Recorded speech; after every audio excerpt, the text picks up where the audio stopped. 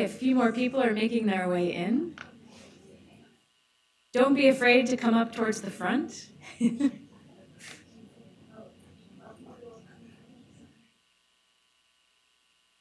All right, we'll go ahead and get started. Welcome to the second annual Global Social Service Workforce Alliance Symposium. We have a good group here in the room, and I hear about 120 to 150 people joining us online as well. So welcome to everyone.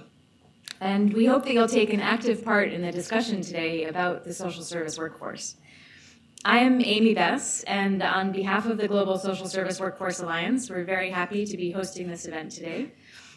And we're also thankful for the support from the United States Agency for International Development and the President's Emergency Plan for AIDS Relief, or PEPFAR, as well as GHR Foundation. And I should say, don't worry about this thing on my neck. I'm okay. I know it's lovely, but I'll be okay. I'm just coping with an injury. We're here today to talk about the social service workforce. These are the people who are there when individuals, families, and communities face challenges. Social service workers promote people's strengths and provide support that is child-centered, family-focused, and community-based. They provide critical psychosocial support and promote the resilience of children and families. They help advocate for laws, policies, and programs to promote social justice and family well-being. They're researchers and educators. At this year's symposium, we're marking the release of a first annual State of the Social Service Workforce report. This report features data and information about this very important workforce in 15 countries. The report this year is envisioned as a first step, among many others, to better describe the workforce and analyze efforts to strengthen the workforce. The report this year is loosely structured around the workforce strengthening framework that lays out ways to better plan, develop, and support the workforce. You'll be hearing a lot more about this framework later today. There are many reasons that we decided to initiate the report this year. Throughout our work over the last few years, we have recognized a significant lack of data and detail that's being consistently gathered about the workforce and the role and the numbers of workers especially. And at the same time, we know that social services is often the most underfunded and under-recognized field. We feel that it's really critical to collect and consolidate data, evidence, and lessons learned in order to enhance knowledge and awareness of effective strategies to strengthen the workforce, and to really enable leaders to make sound arguments for stronger programs to improve the lives of vulnerable people. So the report aims to lay out a framework also for future data collection and point to some really critical information gaps that we hope can be filled in the future.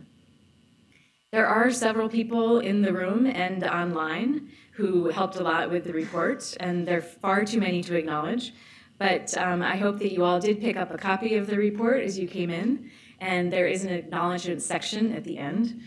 I did want to say just a special thanks to a few people, though, who helped to either write or edit the report, such as Colin Liebtag, who's listening in from Rutgers University, and Nicole Brown, who helped with some of the sections in the editing, and she's here in the room with us today. And also to the steering committee, and to Mathilde Renaud, who helped to collect a lot of the data for the report.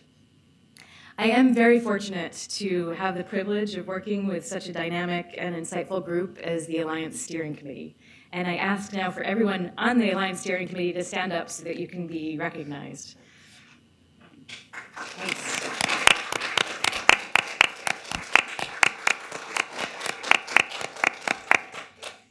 It's really an amazing group, and I invite everyone to be sure to talk with everyone on the steering committee, learn about what they do, and learn more about the Alliance from them.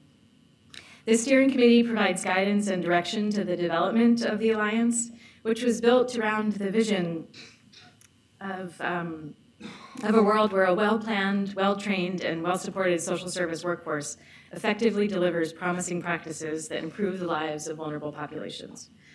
The Alliance was initiated due to recommendations from participants at a conference that was held in Cape Town in 2010 on workforce strengthening.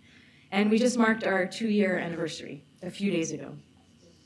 Over the course of those 2 years, we've acted as a convener, helped to develop and disseminate knowledge and information on the topic, and helped to advocate for more support and attention to the workforce.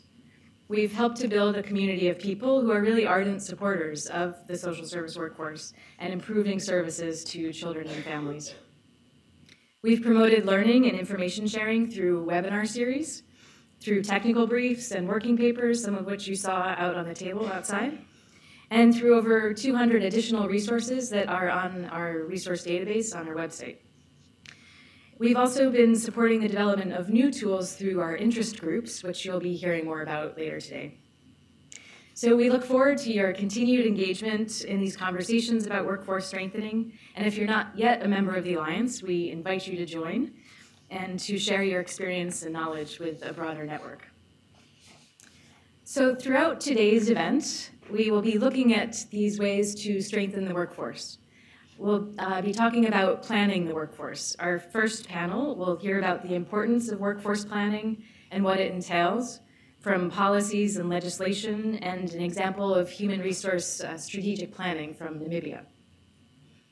In our second panel, we'll be looking at ways of developing the workforce.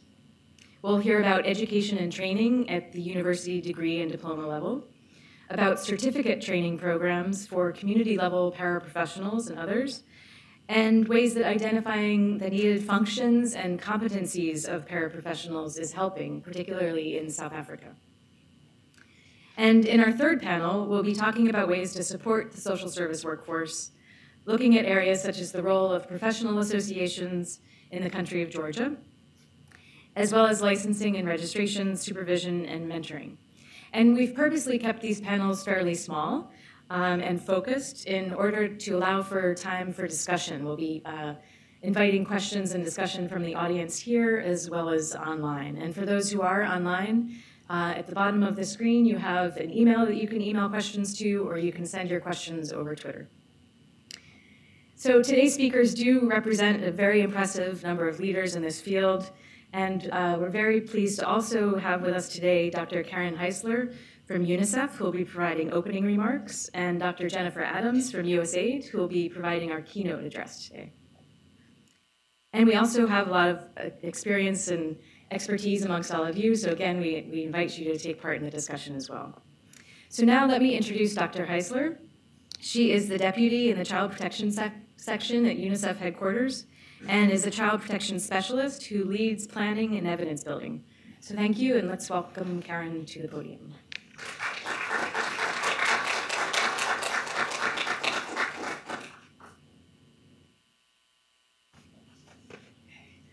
Thanks very much. Ladies and gentlemen in the room and on the live webcast, distinguished panelists who will be coming up later, and moderators, Amy Bess, coordinator of the Global Social Service Workforce Alliance, Dr. Jennifer Adams will be giving the keynote speech, Deputy Administrator, Bureau for Global Health, Population and Reproductive Health, Office of HIV/AIDS, Office of Health Systems, USAID. We also wish to acknowledge the contributions of PEPFAR and USAID, along with the GHR Foundation. Thank you for inviting UNICEF to give the opening remarks. I wish to congratulate the Alliance on its second symposium, and would further like to extend our congratulations for producing and launching its first report, the 2015 State of the Social Service Workforce. Last year, my colleague Susan Bissell spoke at this same event about the critical role of the social service workforce in preventing harm from happening to children and responding when it does. She also spoke about the centrality of a sufficiently well-resourced and capacitated multidisciplinary workforce in a child protection system. I will focus my remarks on the three topics of today's symposium: the ways in which planning, developing, and supporting the social workforce can lead to more effective services for children and families and stronger systems of care. And in doing so, I will reflect on my own experience from having spent the first 3 months of 2015 in Liberia, in supporting the Ebola response for child protection, working with UNICEF in close engagement with government partners at national and subnational level development partners, NGOs, INGOs, and civil society organizations. You must all be familiar with the broad context, but allow me to briefly elaborate. The Ebola virus disease destroyed many lives and families, and its effects exposed weak systems across many social and economic sectors, not just health. While not diminishing the terrible toll it took across countries, it provided resources and presented opportunities to significantly bolster the workforce and give visibility to the need for a workforce that's often overshadowed and less well understood than the frontline workers or human resources of other sectors. We can easily recognize a teacher, a nurse, and a doctor, but not yet so readily the diversity of workers who constitute the social service workforce. So as part of having a well-planned, well-trained, and well-supported workforce, recognition of its need, the role it plays, and visibility are critical. Having drawn attention to the importance of recognition and visibility, I'll speak briefly on the first topic of the symposium, planning. As I learned firsthand from my experience, having accurate data on your human resources, having robust recruitment practices and systems, deployment based on evidence of needs are critical planning functions. In Liberia, prior to Ebola, there were 12 government social workers for the country. As the number of deaths started to increase and increasing numbers of children were left without parents and primary caregivers, the number of government workforce increased tenfold to 120. 70 social workers and 50 mental health clinicians or psychosocial support specialists. This is on top of the many NGO workers who are also providing support and care. When I left, for those working at the subnational level, issues around the minimum number of workers needed and the optimal caseload were not yet clear, but they were being actively discussed. Ebola didn't affect all parts of the country equally, and several months into the disease, and with more accurate data being collected on where the vulnerable populations of children were residing, it was evident that the caseload was not yet well distributed across counties, and issues of deployment and disbursement were being considered. Job descriptions and mandates, another critical planning role, where and how workers relate to other sectors as well, be it health or justice. These were important planning considerations, notably the evolving close relationship between government social workers, NGO workers, and in particular the populations being served. The second theme, developing the workforce. This raises the important question of who the workforce comprises as well as its diversity. Representatives from governments and NGOs are more obvious, but there are also many unpaid workers, often at the community level, who play a key role in the care, support, and protection of vulnerable populations. And this role can change and evolve over time. So, for example, in the early days of the disease, on their own volition, many families took in the orphan children of their deceased relatives. These customary practices of care and protection did not break down in the wake of Ebola. Yet, as one of my senior colleagues put it to me, we can't take advantage of people's generosity. And indeed, without the package of cash and services that social workers brought, a one-off cash payment, registration and referrals for health care, psychosocial support, food, and other assistance, many families would not have been able to sustain themselves. They needed the extra support, and it was the social workers who were providing it, be it a cash grant and so on, as I explained. And when I left, linking vulnerable families to longer-term systems of support through a cash transfer scheme were being worked out. Professional development is another critical area. Given the diversity of roles played, a range of capacity development activities are required. In Liberia, the professional skills of the workforce varied tremendously. Some had bachelors of social work degrees, others had a certificate. Yet even those with the highest qualifications, very few had the experience at that point of being outposted. And especially for the frontline workers, there was a need for on-the-job training, coaching, and mentoring, not just the important role of classroom-based activities. Third, the importance of supporting the workforce, drawing attention to the immediate, medium-term, and longer-term needs. As part of the Ebola recovery exercise, across the 3 countries, we supported a costing exercise. The social service workforce component was central to this. We saw an entry point for sustaining this expanded workforce, not just for the immediate and longer-term needs of children who lost their parents and caregivers due to Ebola, but also, importantly, to address the care, support, and protection needs of other vulnerable children. Performance systems was another issue that our government counterparts saw as important to the costing recovery phase.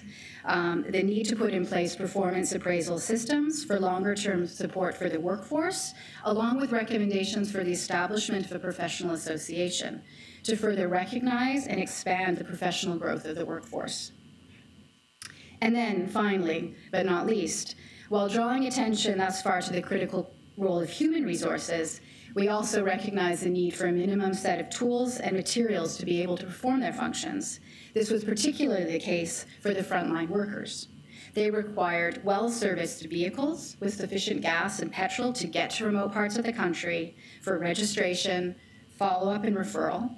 They needed mobile phones and scratch cards, as we call them, to connect with their peers in other parts of the country, to connect with health workers, and also with families who had mobile phones. They also needed the basic needs such as notebooks and pens and paper to record data. And they needed file folders and filing cabinets to keep track of records. It was everything, yeah. So, in conclusion, I just want to situate the workforce in the broader context of three developments taking place currently. First is the issue of data. I think others in the room were here yesterday. I was at the Measurement and Accountability for Results Health meeting yesterday. And while the focus is on data for health results, I found many of the presentations relevant for our sector and for today's session. Among the key points raised, and amongst the notes I jotted down, were the importance of empowering frontline workers with user-centered data, so that they're not just feeding data upwards without receiving feedback on what they're transmitting, the need for greater investments in data at the local level, having data relevant for the decisions to be made, and the need to measure fewer things better. Data are not only important for measuring quality, accountability, and coverage, but data also bring visibility to this area of work. And without visibility, its importance is less likely to be as well supported and get the much-needed political attention it deserves. Second concerns the opportunity presented by the Sustainable Development Goals. The proposed integration of goals and targets to prevent and eliminate all forms of violence against children, so 16.2, as many of us call it, and others, offers an unprecedented opportunity, both nationally and globally, to address violence, exploitation, abuse, and neglect of children. It will draw further attention to the role and need for a social service workforce for prevention and response, and for a results framework that needs to make explicit the persons needed to achieve these goals. Third, the Global Partnership for Children's Protection and Fund. Many of you may have heard that discussions are currently taking place with governments, civil society partners, foundations, faith-based leaders, and others in the UN organization, including UNICEF, to build a global partnership and fund to support the achievement of the Sustainable Development Goals related to children's protection. The social service workforce and its strengthening need to be central to these efforts. So thank you very much, and I'm looking forward to the rest of the day. Thank you.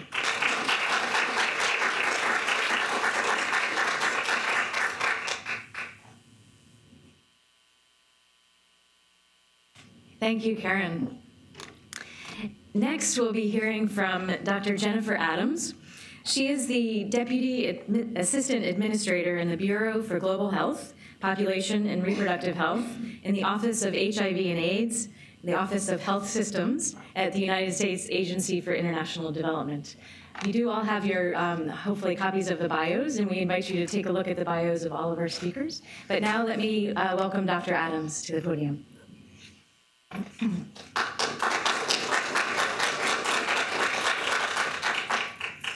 Thank you.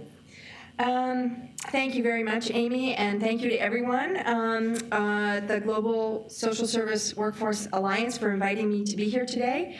I really appreciated Karen's presentation, excellent sort of case study on a very recent and very compelling example of children and families in need. And I'd also like to thank Maury and Gretchen and the other USAID staff for the work that they've done on this symposium, but also for the work that they do every day. And, you know, USAID has been involved in social service delivery for quite a long time, over 2 decades, and we appreciate our people who work at this day in and day out in collaboration with partners both locally and around the world. So I really want to express my appreciation for that. And say that, you know, we at USAID, we know from that experience that social service workers are critical to ensuring education, health, water, sanitation, nutrition, and human rights. All of these initiatives, the work that we emphasize and prioritize at USAID across the board, it makes it as effective as it can possibly be. And even more importantly, the social service worker network is critical to ensuring that this work benefits really the most vulnerable populations, the poorest, sickest, children and families that really need the most help all over the world. So my appreciation to all the staff here and all the people involved in making this event happen and focusing attention on this. So we're very proud that USAID is one of is one of the largest funders of programs for vulnerable children in the world. And that has a few different components. For the past 10 years, USAID and the U.S. President's Emergency Plan for AIDS Relief, PEPFAR, have provided critical care and support to over 5 million children affected by HIV and AIDS. So that's a big accomplishment and one that we're very happy to be associated with. In addition, USAID's Displaced Children and Orphans Fund has been a vehicle to target important assistance to vulnerable children in a range of adverse situations. We have education programs that have really focused on basic education and trying to make learning more accessible and improve the outcomes of basic education for millions of children. And through the Office of Foreign Disaster Assistance and Office for Transition Initiatives, USAID has been able to provide life-saving support to vulnerable children, families, and other individuals in situations like we heard today, the Ebola crisis in Liberia, and in West Africa, and in other countries that are affected by conflict and crisis. So I think it's important to note that more recently, a number of these programs, most notably the PEPFAR program, have also progressed to increasing support for systems, for social service systems, and for the workforce that staff those systems, with an eye towards sustainability and future planning. So I think that's a good step forward.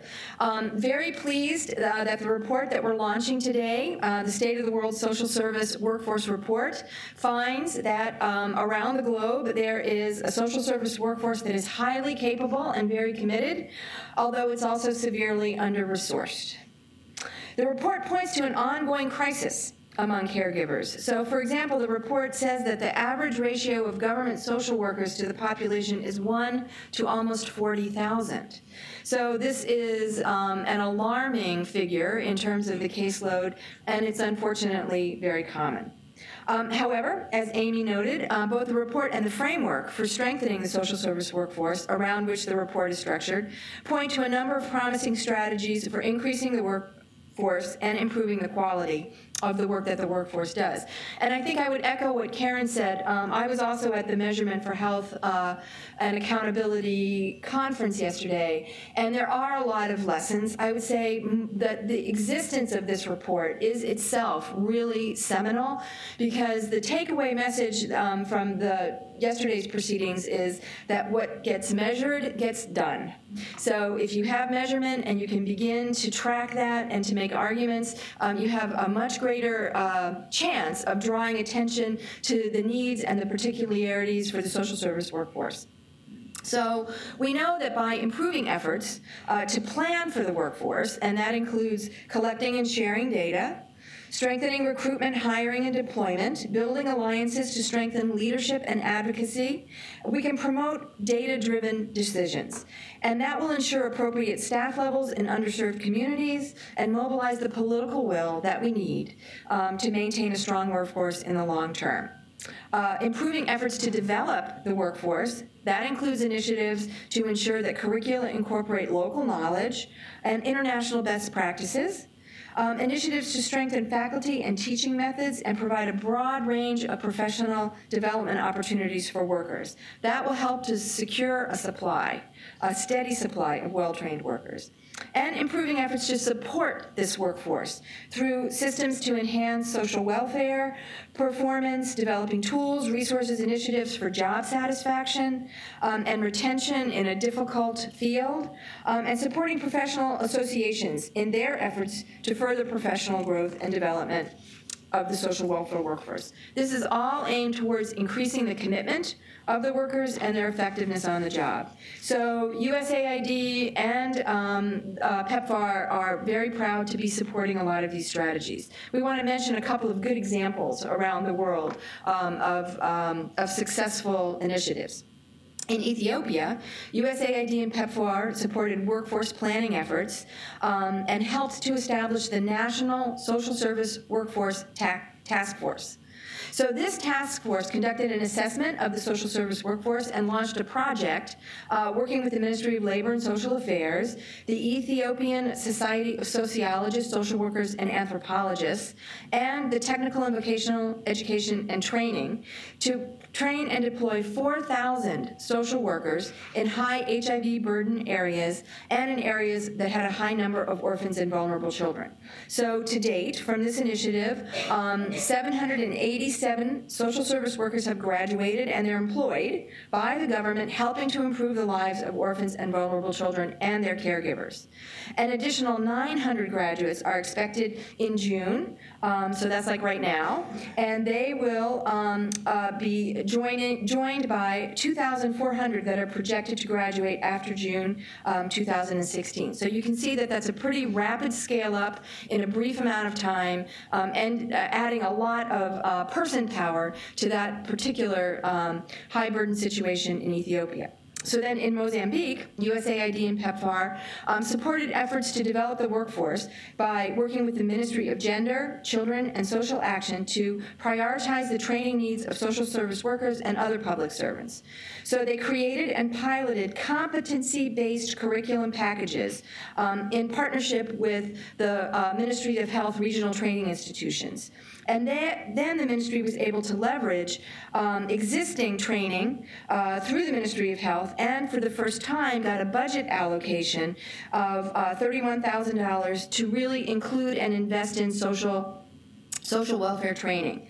So from 2011 to 2014, 150 social action technicians and 25 early childhood educators graduated from courses that use these competency-based packages. Over 100 public servants from a couple of provinces also received shorter-term training in management, planning and budgeting, monitoring and evaluation, all skills in short supply, and a need, as I think we know almost everywhere that we work, to be increased. So the final example we wanted to talk about was in Zimbabwe, where there were efforts to support the workforce by enabling graduate social welfare officers to top up social work qualifications through social work diplomas and certificate-level studies. So Zimbabwe's Department of Social Services and the National Association of Social Workers created a graduate internship program to encourage new social service workers and to give them ongoing mentorship opportunities. So in addition to these specific examples, in general, USAID continues to work alongside the Global Social Service Workforce Alliance to grow the membership, advance knowledge about social service training, and create new networking opportunities in order to raise the profile of this workforce worldwide. So we're very proud to be a part of this, and we're very proud to be associated and affiliated with what the Alliance has become. The well-attended webinar series has brought together colleagues from around the world using technology in a great way to share lessons learned and address what are familiar challenges. We also appreciate the distribution of the tools, resources, and methodologies through the resource library of the Alliance that has over 200 documents. We appreciate that the Alliance has worked with Capacity Plus and the Better Care Network to publish technical briefs that also further understanding of how the workforce is organized and how it's impacted as the social sector changes. So these are all very impressive achievements, and congratulate everyone here on them. And we know that the Alliance has room to grow, and so we at USAID look forward to our ongoing partnership and to supporting the Alliance to provide a forum for discussing ideas across country, for identifying common struggles, and pursuing promising solutions, hopefully for many years to come. Thank you.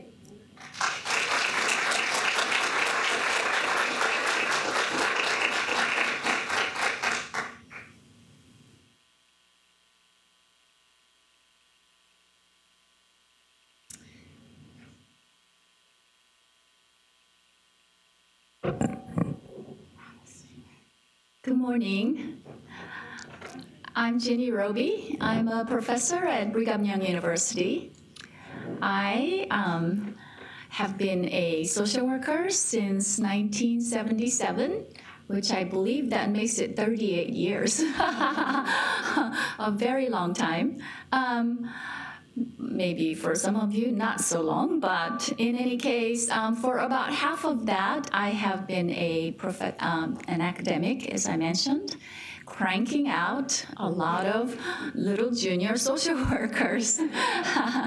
And I want to say that I very much share this vision because for about the last 15 years, I've been involved in international work and have seen the importance of having a workforce. I often compare the workforce to the tires on a car. You can have very fancy engines and all the best accoutrements, but if you don't have the wheels to actually touch the ground and cover the ground, the car goes nowhere. True? Yes. And so I look at the workforce as very, very hardworking, doing the dirty work, and often very rewarding work on the ground. And so to have this vision of having competent, caring social workers or social welfare workforce, which includes more than, of course, social workers, around the world to address the needs of the most vulnerable people is a vision that I'm really passionate about. So I'm honored to be here. Thank you so much. And I'd like to introduce you to Joyce. I'm sure she will tell you more about herself, but the two of us are the first panel. And we will be talking about planning the social welfare workforce. Before I do that, I would like to have Eileen Eric raise her hand because Eileen and I are currently involved in Myanmar in training the first cadre of, well, what do we call them? Case managers, yes. And these are humble beginnings, ladies and gentlemen. We are talking about 3 weeks of very basic training, and we have just trained the first 81 case managers in the country. And but prior to that, we had the opportunity to train 18 core trainers, and then to be able to have the joy of watching them do the training. Just a marvelous experience. So we're very honored, aren't we, Eileen? And she's our team leader, by the way, and we're part of the Maestral team, working with UNICEF and the Department of Social Welfare there. Okay, well, Joyce and I will be talking about planning the social service workforce. And you saw this slide before, so just to remind you, today we're covering planning, developing, and supporting the social service workforce. And I'm sure the small print is too fine for reading, maybe from the back, but we're focused on the planning. Oh, sorry. You can't do that yet. Okay, so we've all heard that it takes a village to raise a child. And I would like to slightly paraphrase that to say that it takes a system to raise a social service workforce, okay? It definitely takes an entire system composed of various different components. I appreciate the remarks by Dr. Adams and Dr. Heisler because they pointed out many of these various different components and the need for collaboration and coordination. And in terms of you can apply these systems to, or system components to various different systems, including the system necessary to develop, plan, develop, and support the social service workforce. So in the middle of this slide, you see that there is the policy foundation. And very often we go into a country and we find that there may be some policy guidance, but very often there isn't.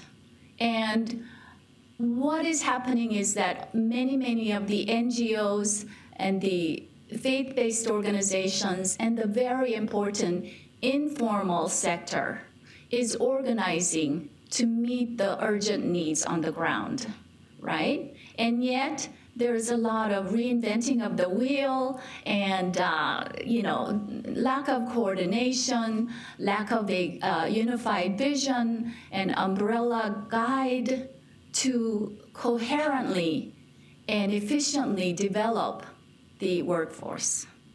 And so it's important to recognize that these basic systems need to be developing in a parallel fashion to be able to coordinate and collaborate to be able to produce the results that we need to do. So with the policy foundation, we can really start to launch a serious system building, okay? So we can look at, let's go to resources. Dr. Heisler talked about the resources necessary, especially she talked about the material resources. Obviously, the financial resources need to be there. The material resources, such as communication devices, even transportation or vehicles, even the pens and papers, that is an issue. I've been working with Malawi, and having pens is a luxury for them. And so it can also creating materials such as forms that are transportable across days of traveling across rough terrain. That also represents a challenge that we have to address. But if you look at the entire system of assisting vulnerable people, the social service workforce is part of the resource component. You see how it is dependent upon the other components, including the programs and the services that need to be there, the structures and the roles that are needed to guide, develop, monitor all of that, and the roles. So we absolutely must not forget the role of the informal care system in that area, and also the community level organizations and structures that address the needs.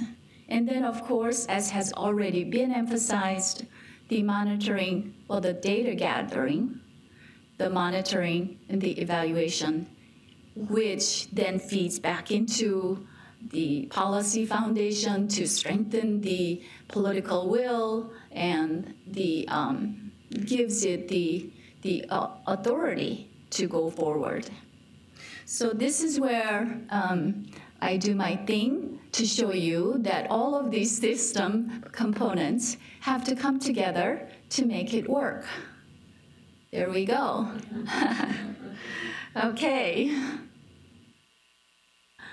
All right, so let's talk briefly about what is the social service workforce. What are we talking about? What are their functions? So the social service workforce collectively is composed of many different cadres of trained workers who implement the services addressing economic and social vulnerabilities. And this is why it spans across many sectors. Child protection, social protection, health, justice system, education, gender, community development, immigration, labor, humanitarian situations, etc., etc. Where we have economic and social vulnerabilities, we need the wheels to do the work. It can include governmental, civil society, community actors, and both formal and informal. What do they do, actually? What do we mean when we talk about their work on the ground? Well, I have taken the liberty of separating out 4 of the major areas of work that social service workforce do. Of course, they're involved in tangible assistance, such as cash, food, medications, school supplies, clothing, etc. Something that is tangible that you can walk away with. Okay. In-kind assistance, such as medical services, even issuing access cards, doing birth registration, housing support, etc. Okay. You can't walk away with these things, but these will facilitate access to benefits. Social services, such as case management, referrals, psychosocial service, counseling, delivering parenting skills, community empowerment, etc., which collectively I might call them empowering services. And then, of course, we cannot forget that if you have armies of social welfare service, social service workers, that you also have to have the administrative and managerial structure. We often forget about that, and people get in trouble because there isn't the coherent structure to support, develop, and so on.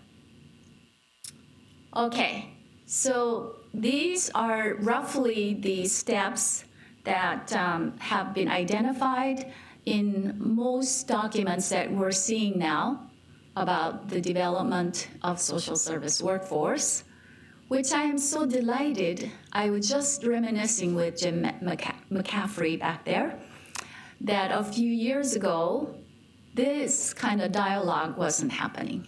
I'm so thrilled that it is now. So the way that I think this whole strategy is developing is that we look at the policies that have already been established, or we need to possibly create some policies, going back to the system, the wheels that turn. We find that policy is essential in developing. Now, we don't have to absolutely wait until we have the perfect policy, of course. We can develop some other parts of this. However, policy is the foundation that ultimately needs to be there, and I think that even though services on the ground fall short of what the policy envisions, without that, it's not going to go very far. Then we need to look at what are the service needs.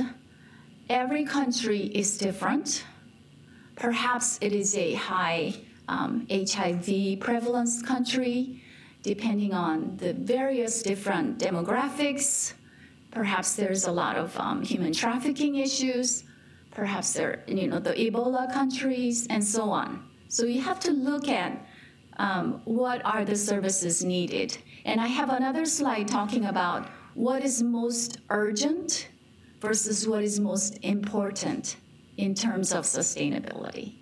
So we'll go to that when we come to that.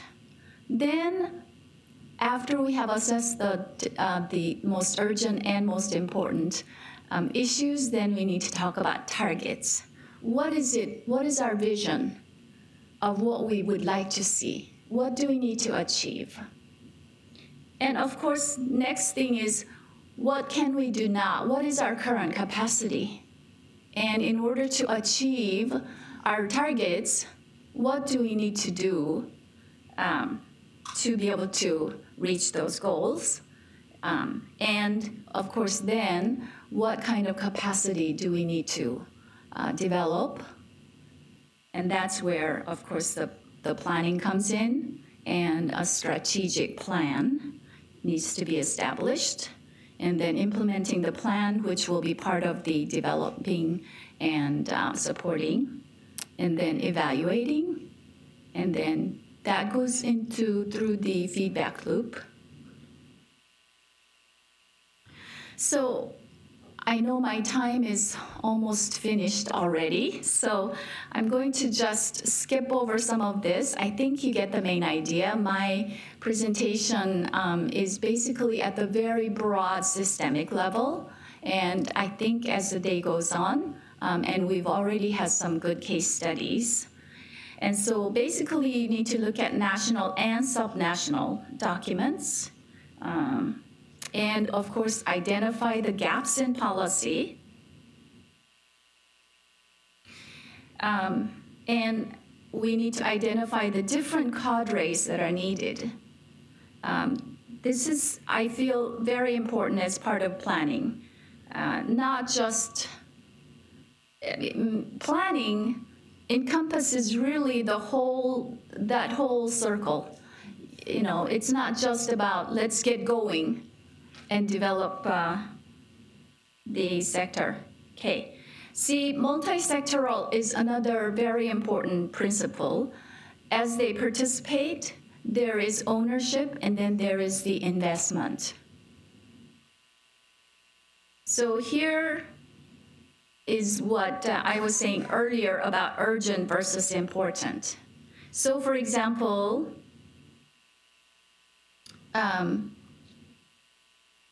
most urgent tend to be short-term needs, like survival needs, safety needs, and so on. But some of the most fundamental, not the most important, but very important, and things that will really make a difference at the societal level in the long run. I am very, very convinced that promoting family-based care and attachment are some of the most important sustainable developmental things that we can do. So, establishing the social service workforce targets to meet needs. There are many different details, but I'm sure that they will be posted, so on. And so I'm afraid I need to skip these.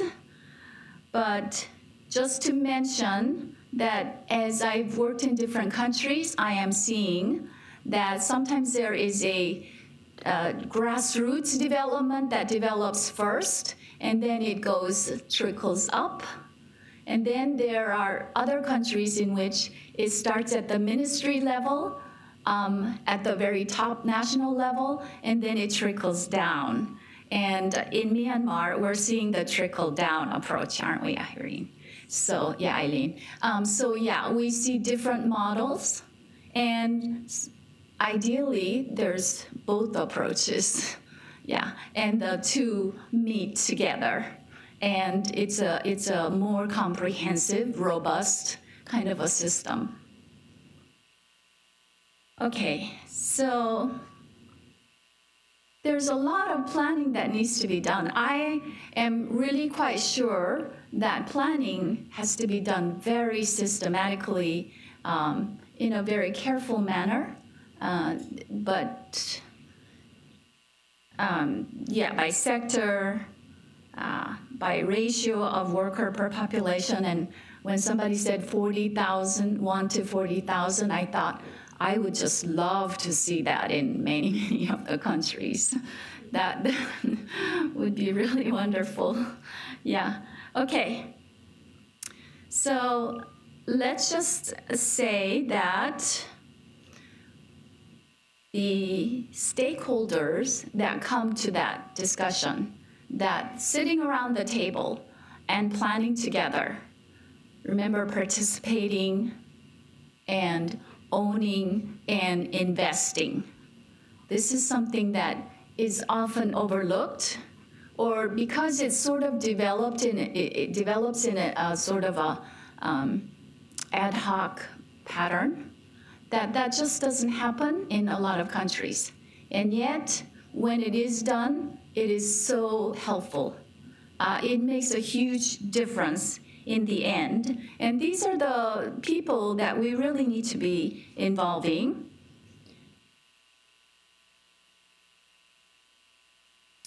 So what does the strategic plan look like when it's finished? Well, there's going to be the assessment piece, there's going to be the targeted goals, and it will spell out the incremental steps. It'll spell out the roles and organizational structures, identify the human resources needed. It will spell out the development plan for human resources and what other resources are needed and how they will be evaluated and how they will be developed and so on. All of this is laid out at the beginning. Again, these are the steps, and I'm going to be turning the time over to Joyce. And then after her remarks, then we will have a session for questions and answers, but more importantly, discussion and sharing. Thank you.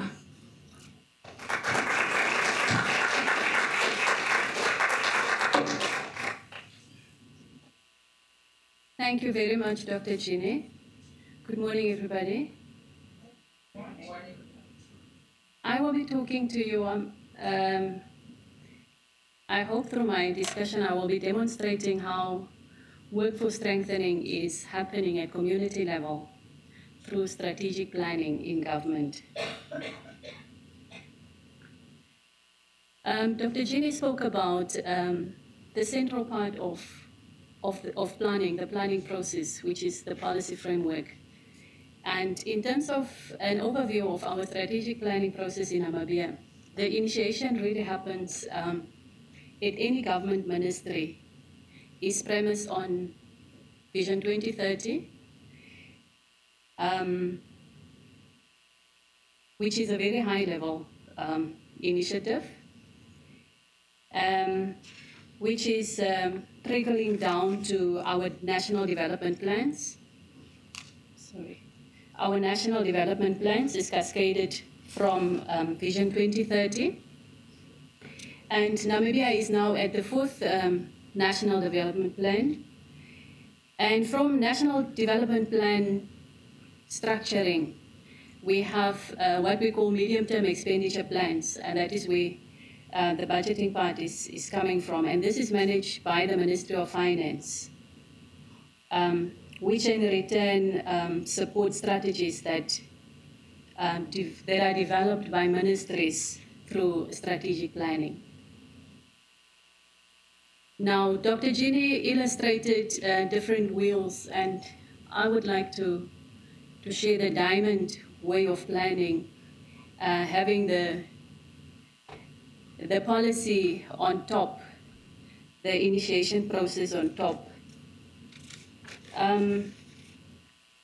Strategic plan aligns strategies and activities to national initiatives that are embedded in Vision 2030 or the development plans, to the effect that these plans give way to organizational transformation. And if you look at the second level, where we are developing strategic themes, you will see that that gives also way to, it is linked to objectives, to strategies that were developed. And the following step is setting benchmarks, defining benchmarks, and after that also do the resource mobilization. Now I'll be talking to you a bit about the resource mobilization in a short while, but many a times when we do the initiatives and the resource requirements, you find that we need to do structural review. And these structural reviews are cascaded into the strategic plans. And if we turn that upside down, it gives us the bottom-up approach of where the community level is coming in. Now, workforce at community level in a Namibian context could be a range of different cadres in different ministries. For example, in the Ministry of Gender Equality and Child Welfare, that's where I work, we have what we call community childcare workers. And these, they are also called administrative officers, and it came as a result of shortage of skills in the area of social service-related work. And these are our frontline community-based service providers. But we have the same cadre in the Ministry of Youth and Sport, National Service and Culture. They are called youth officers or sport officers. And we know that for many of our countries that the majority of the population consists of young people. So these youth officers are responsible for recreation and development programs beyond school interventions. We also have what we call agricultural extension workers that is working in economic development. But I would like to talk about human resource planning in the context of health extension workers. Now, in any context, you need to develop a strategy, and that is what the Ministry of Health and Social Services did for community health extension workers. They developed a national strategy for community-based health extension for the program in Namibia. And if we relate that to the planning process, we would find that the vision of the Ministry of Health and Social Services is to be the leading public provider of quality health and social services in Namibia. That is where the vision is. And if we look at the strategic themes in the context of community health extension workers, of health extension workers, in the Ministry of Health and Social Services, the strategic theme that they fall under is service provision. And the strategic objectives that link into that is to provide adequate structure and formalize community health-based care. Provide adequate structure and formalize community-based health. It says structure, but it's supposed to be programs or services at the end. Now, I'll talk to you about the initiatives and the resources. Some of the initiatives and resources in the context of health extension workers is to develop a formalized and structured plan for community-based health services, and that is the strategy that I just showed you in the previous slide, the Blue Book.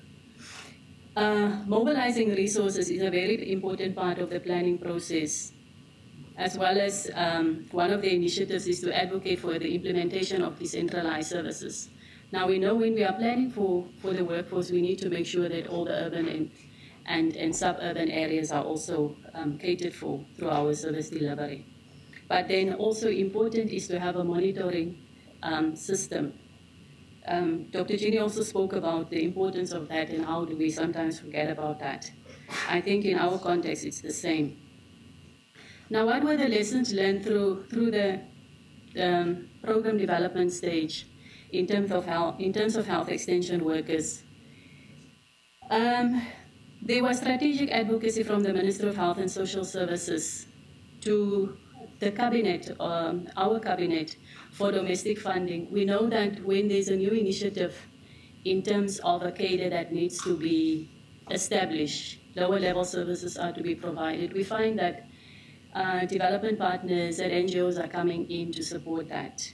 And in this regard, there was advocacy from the beginning and leadership taken by the Minister of Health that Cabinet should make domestic funding available for this cadre of services. So there was strong leadership by the Minister of Health in establishing the vision and coordinating response internally. USAID and UNICEF was very instrumental in providing the coordination and also the technical support in this regard. So there was good collaborative relationships between the two development partners with us as a government.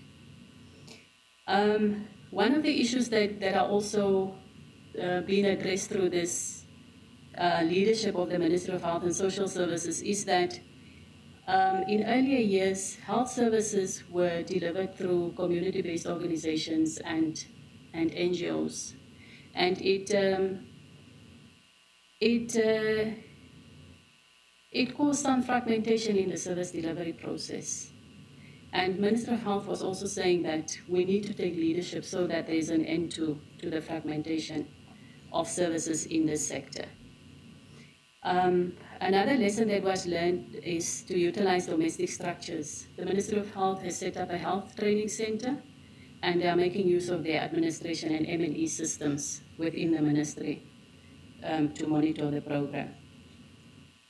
Now, in terms of planning the human resources for when it comes to health extension workers, the strategy that was used is to use the national census data. And what we were saying is that through that using of our census, one health extension worker for every 500 people could be approximately made available. So where there's the population is sparsely, the region is sparsely populated, we give an increased number of health extension workers. And we also consider regions where transportation is difficult to increase the number of health extension workers in those regions. So some of the other criteria was to include the total number of population that needs to be served, the distribution of the sparseness of our population, the availability of public transport, and then also the availability of basic services. Now, coming to the issue of funding, through this slide, I just want to demonstrate that this is one of the sustainability issues that we also try to address through planning. And the Ministry of Health has made provision for funding for 2014-15, 15-16, and 16-17. And we were looking at making sure that we have 14 regions in the country. In the first year, we serviced 11 regions, and the budget provides for the salary of the healthcare workers, the training cost, and also the supply cost, the pens and the books that we usually forget and makes delivering of services so difficult. So that is going through for the 3 financial years. Now, what is the rationale for health extension workers in Namibia? Vision 2030 is speaking about health for everybody, and then also the 4th National Development Plan and the National Health Strategic Plan contains ambitious health and social targets requiring additional efforts from all sectors in society towards better health and welfare for all Namibians. Another issue within that is that equity and accessibility of affordable health and social services are among the key principles guiding the health sector development. Now, these are the things that has led the Ministry of Health and Social Services to look at the strategy of employing health extension workers that could reach hard-to-reach areas and populate in regions where there's sparsely populated. Health extension, the health extension program contributes also to individuals, families, communities to play a greater role in the improvement of their own health, and that is one of our aims also as an alliance to make sure that communities, individuals, and families are rich. It also contributes significantly towards the attainment of national and health-related goals. Now, the role of the health extension worker is basically to do screening, to provide minimal support, to educate the community on services that are available, to refer them to the appropriate services, and also to do follow-ups. The beauty of health extension workers is that since we have a number of frontline workers in different communities available, there is integration with social services and a particular emphasis on these people living with disabilities. So the health extension workers have an understanding of the social welfare systems in the country and the services that are available within the community. They are informed about, or they have essential knowledge on different services across the sector, and they can link the different social services needs of the community with the services that are available. And this includes substance abuse, effective parenting, psychosocial support, prevention of violence and abuse, family strengthening, and also grants, which is one of our family strengthening programs in Namibia. The monitoring and evaluation of the health extension workers is set out with clear targets and results within the strategic plan that I showed you. And the process and the identification of the implementation gaps and challenges is also indicated in how to address those challenges. In any program, there are gaps and challenges. This was also highlighted by Dr. Jenny. There's big gaps on oversight and supervision generally in the health sector. And an additional 200 staff members per region is even making it bigger. And government is reluctant to have NGOs supporting health extension workers through supervision for obvious reasons. Thank you very much.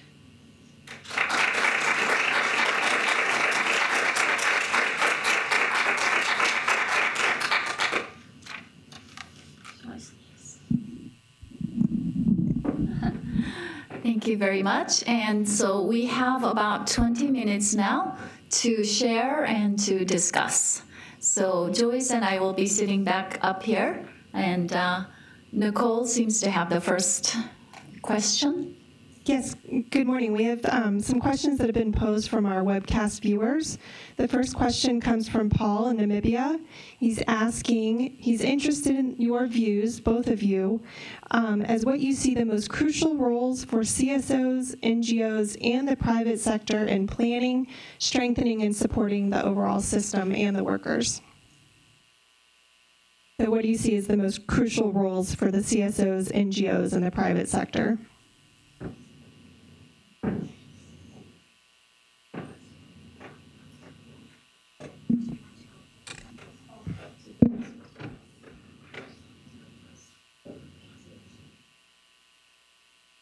Do we have more questions, or shall we? There's more questions that we can, and the audience here that we'll ask after if you want to address the first question. Okay. It's a hard question in view of trying to address the issue of fragmentation. If you look at from a government perspective, one of the key roles that CSOs and NGOs could be playing in terms of making sure that everybody receives the services would probably be identification of where the areas of support is needed, and making the proper referrals to the existing systems that are there. Certainly we wouldn't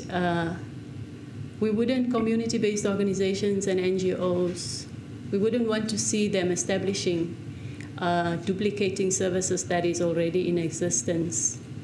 So I would think one of the things, because community-based organizations and NGOs are within the community, they have presence, they have visibility, if they could be making the linkages to the services that are available. It's but one of the roles that I think NGOs and community-based organizations could play. Thank you. I think that's a very good question, because NGOs are often fund-driven, and so they do what they're funded to do. CBOs sometimes also do that. But I think collectively we can say this, that because they are on the ground and they're in the communities, they often have a very good sense of what is happening in the community, even though they themselves may not be working in very many of those sectors. And so if you think about the different steps that I presented earlier, assessing the most urgent and the most critical problems on the ground, I think that they can play a very important role in that. And I've also seen that when NGOs and CBOs can all join in the government effort to try to create an umbrella under which social services can be developed, they can be very important building blocks. And in fact, sometimes they can actually lead out, provide expertise and experience in that process. We have one additional question from a viewer on the webcast who's here in the U.S. asking to Joyce, what strategies were most effective in gaining the support from the Ministry of Finance? Luckily, the Health Extension Workers Program started a long time ago, so there was evidence that there is a need for health extension workers to be rolled out and for government to take the responsibility to sustain the program, because it has formerly been driven by NGOs. So what was the question again?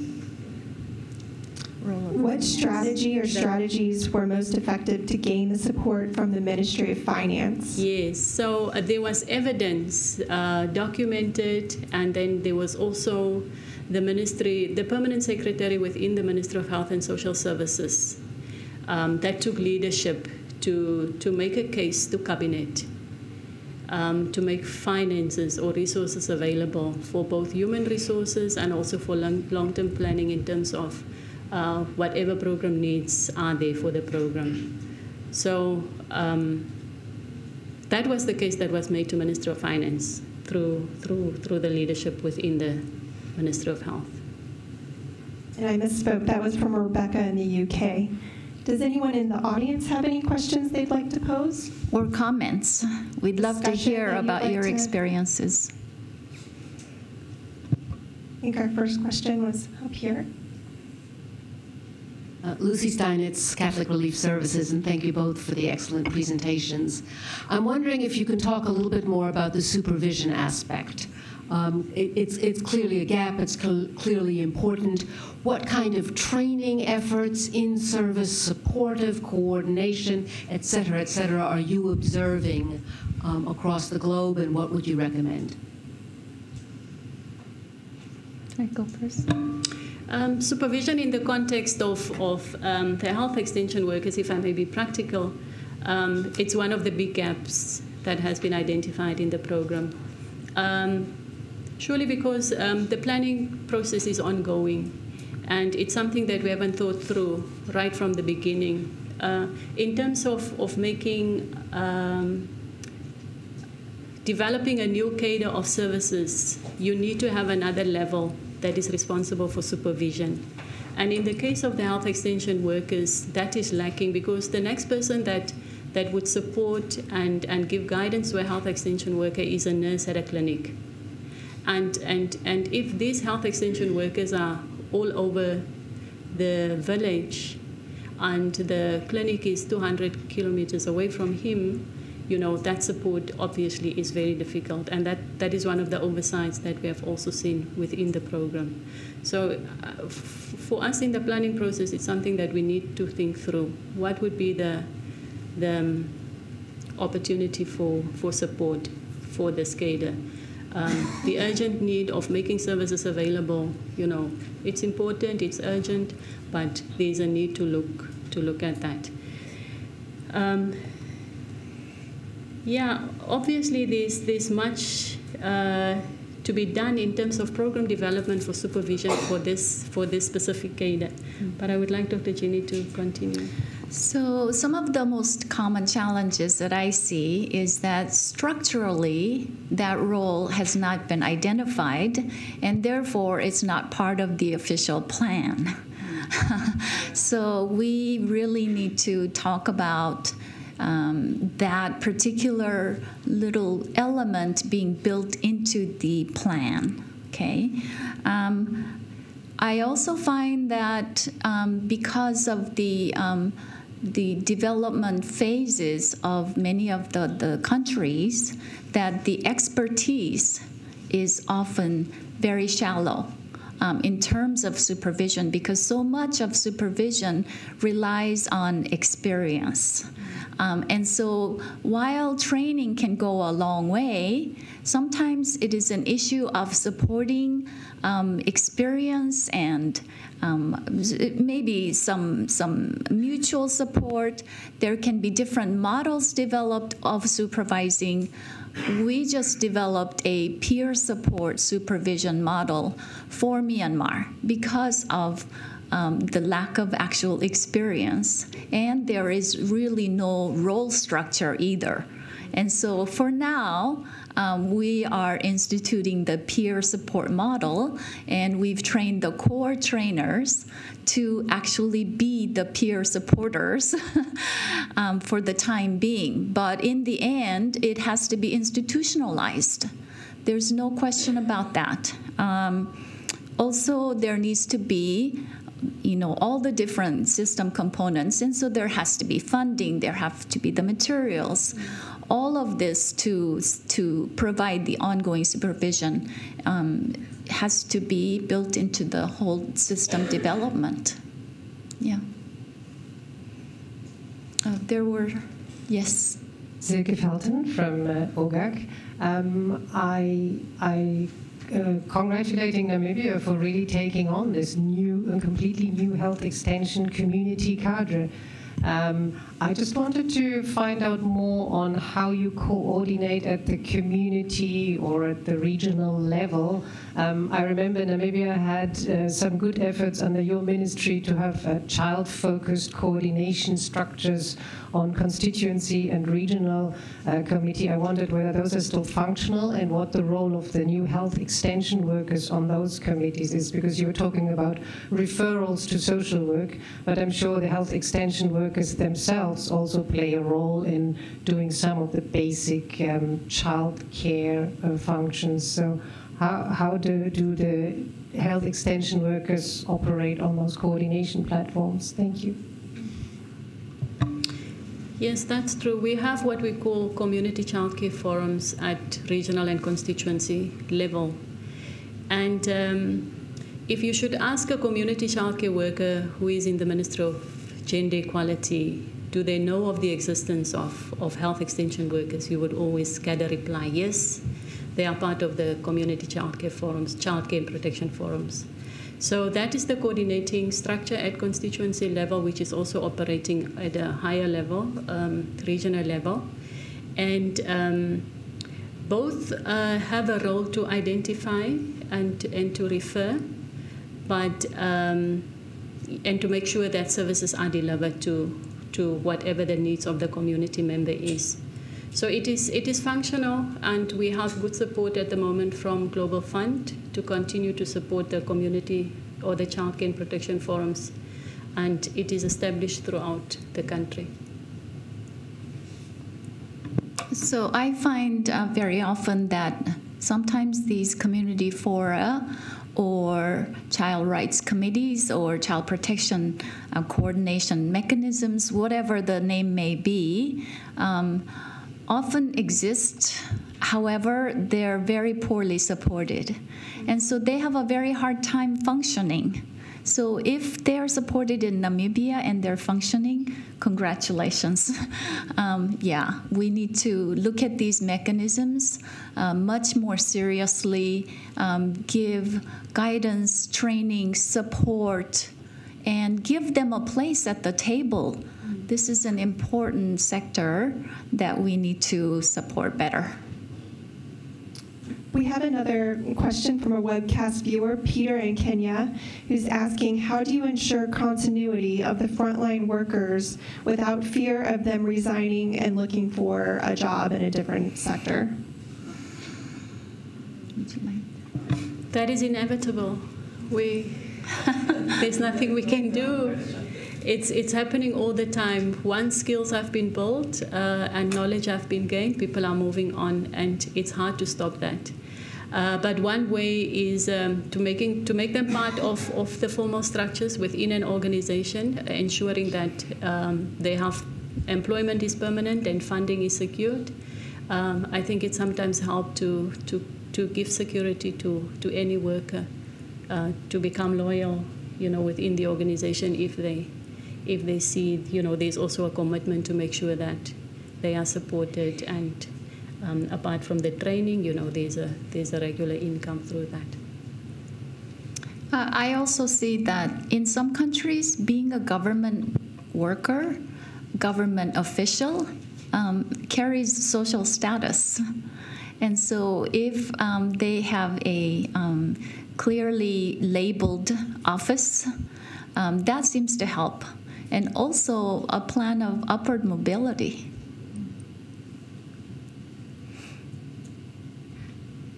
Any additional questions? Yes, Maury, and then I see one in the back. Thank you to both of you. I'm finding this question and answer session really useful in addition to your presentations.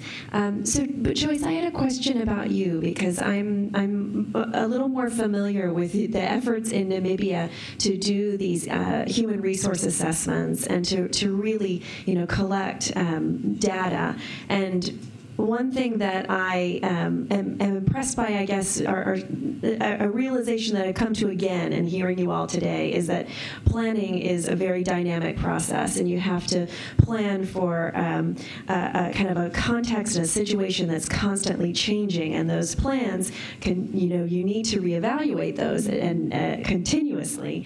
And Joyce, I know that you are planning another assessment now of human resources, and so I'd love to hear a little bit about how you used the data from that first assessment almost 10 years ago, and how how that data was useful to you, and then also what you were planning to do this time around, and why at this point in time is it helpful to do another assessment, and how do you plan to use that information? Thank you, Maury. When we did a human resource analysis, 10 years ago, we were just established as a directorate, and we didn't have staff members at all. And it was the time of National Plan of Action for OVC. So we were using the National Plan of Action for OVC to do the human resource gaps, to demonstrate to our Public Service Commission and to the Ministry of Finance that a small division with a few people will not be able to reach or to implement a national plan, that is focusing to address orphans and vulnerable children. That was at that time rife in Namibia. So so the HR analysis went around, the implementation of that plan, using the National Plan of Action as a strategy to demonstrate to Ministry of Finance and the Public Service Commission that we need more human resources and we need more finances. This time around, we have just passed the Child Care Protection Act. We used to have the Children's Act of 1960 that we adopted from South Africa before we got independent. So we have developed a new piece of legislation that is very relevant to the current issues in the country.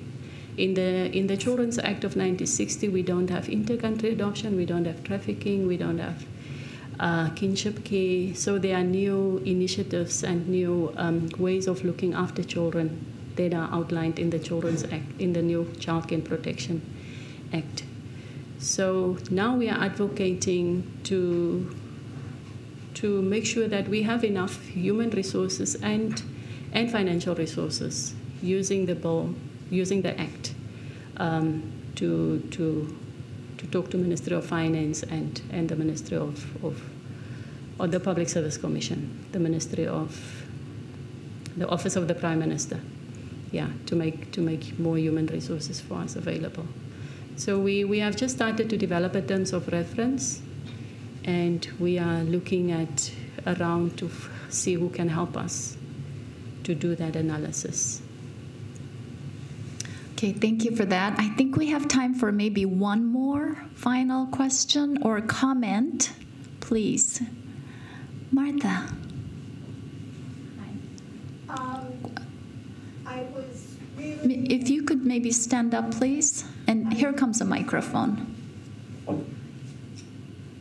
Thanks so much for that deep and complex presentation that really laid out all that is entailed with planning. There was one element that I wanted to ask your opinion about that I didn't hear, and that was the element of formal social work education and education systems beyond training, so that ultimately there might be a cadre of people prepared to do analysis, to do research, to do supervision that would come from the country itself and be able to continue the work going forward. And I wonder what your thinking is about that. That's one of the steps that I skipped. But there is a whole discussion there, isn't there? Right? And so, yes, this 3-week training we're doing in Myanmar, that is only the very, very, very beginning. Okay, so we need to, and I think I mentioned that we do need to institutionalize social work education. And we can't just do 3 weeks here and even 6 months here. We need to talk about formalizing and institutionalizing diploma programs, degree programs, competency-based social work education, courses on supervision, courses, and advanced degrees if possible. And I'm aware of several different ways in which countries are trying to do this. For example, in Cambodia, right? And so they took some people and they got their master's degrees at the University of Washington here and are now the instructors in Cambodia. That's just one pattern. So now Cambodia has a BSW program and an MSW program. But anyway, there can be lots of different patterns. Ethiopia has a slightly different pattern and different ways of producing different cadres and etc. Lucy, I see your little message there. But yeah, there are many, many different ways in which we can try to meet the local needs. And there is definitely a place for, less formal, less structured training versus the formalized degree and advanced degree programs. And this all needs to also be planned too. Yeah, and they need to come together, that's right, and move forward. And so, yeah, we haven't talked about a lot of different things, but the institutions of higher education certainly do play a major role, and they also need to be at that table, at that planning table. And that was one of the partners that I listed in one of my last slides. Joyce, do you have? No, thanks. Okay, Nicole? Or, sorry? Good morning. We have one more question from the webcast viewers. This is coming from Mark Guy in Minneapolis. Could you elaborate by providing some specific examples, and this is directed to Joyce, of the strategic advocacy from MHSS to the Cabinet for Domestic Financing? Was it a matter of presenting hard data or simply continuing to message and convey the importance of social welfare support systems on a consistent basis over a period of time? Thank you. Yeah, thank you. In the instance of the health extension workers, it was hard data. But also what helped the process is that there was an outbreak in one of the northern regions. Children died of cholera, and it was used, as emotional as it might be, to demonstrate to Ministry of Finance and Cabinet the need for that. So it's hard data, but it was also a continuous process. Remember, it came a long way. Health extension workers has previously been supported by community-based organizations. So I think we need to move on to the all-important coffee break now. But I hope that we will continue our dialogue and discussion in the break. Thank you.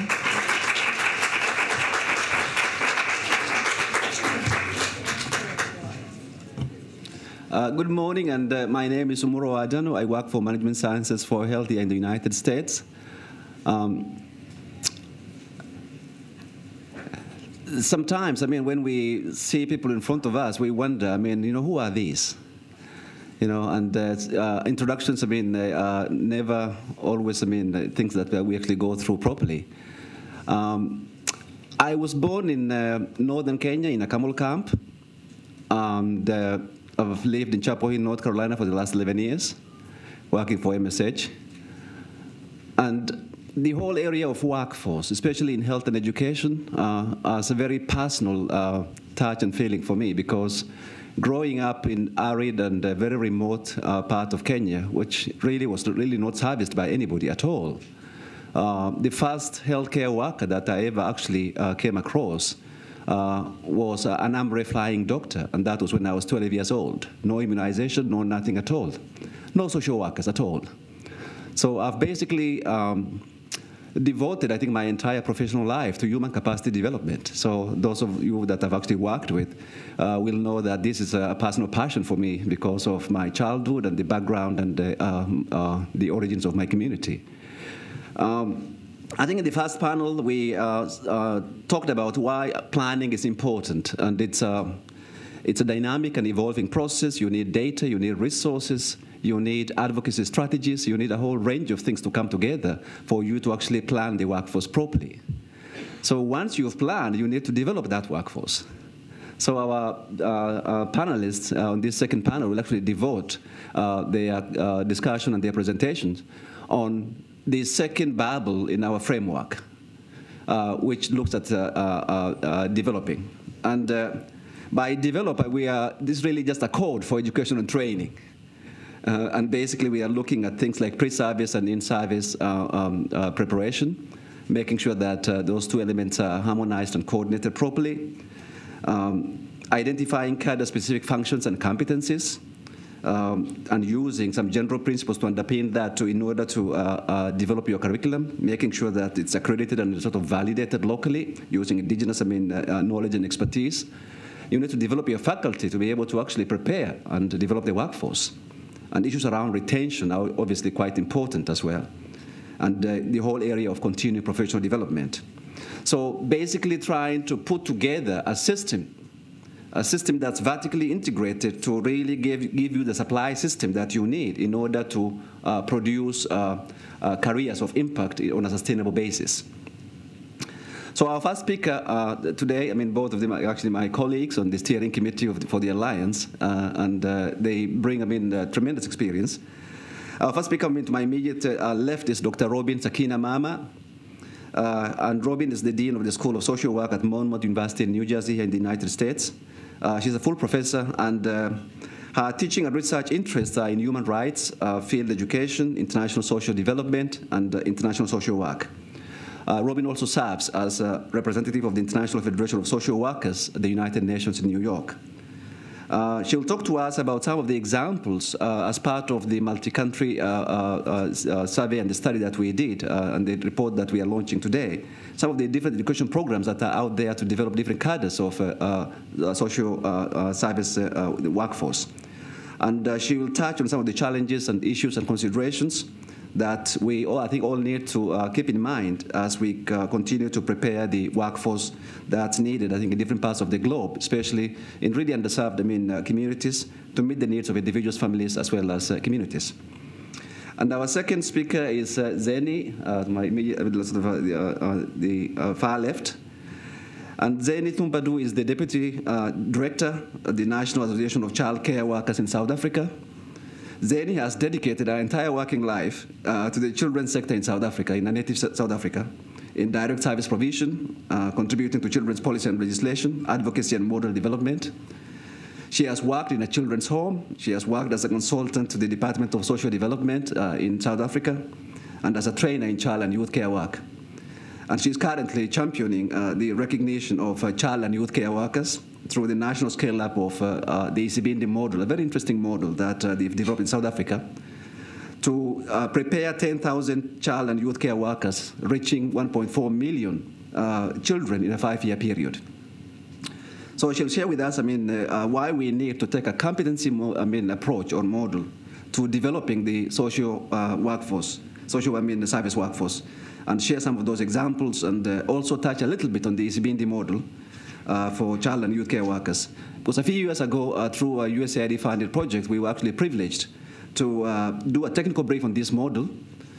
And I think in many ways it's a perfect example of a homegrown solution generated by local practitioners, by local experts, to address a pressing workforce challenge unique to South Africa. And it was really trying to bring about a workforce that works in the life space of children in a unique way in communities that are touched heavily by HIV and AIDS and other distressing circumstances. So you can read their full bios in their bio document. And each of them will speak for 10 minutes, and we'll transition to discussion and conversation.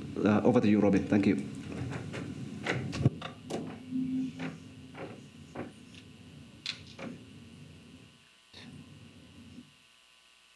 Good morning, everyone. Thank you, Mauro. As Mauro said, my presentation is going to focus on education and training as part of the developing the workforce piece of our report. And I'll start with an overview of the types of education programs that we found that were reported by the 13 countries who participated in this study, the implications that we found with those programs. And then I'll also touch for a few minutes on a separate study that the Alliance conducted on faculty recruitment and retention, because it also has some implications for what we're talking about today in terms of development of the workforce. So there are 3 types of education programs that were identified in this report. And you'll see these as you read them. University degree programs, diploma programs, and certificate programs. And all of these offer a range of educational opportunities to people who attend or participate, from providing basic foundation and support skills all the way up to the development of career ladders for people in the social service workforce. And they also help to ensure standards of practice and continuity of intervention for social service, which is very important. So if we start with degree programs, let's start with what some of the characteristics of them are. So they're usually officially recognized by the country and provided by the university.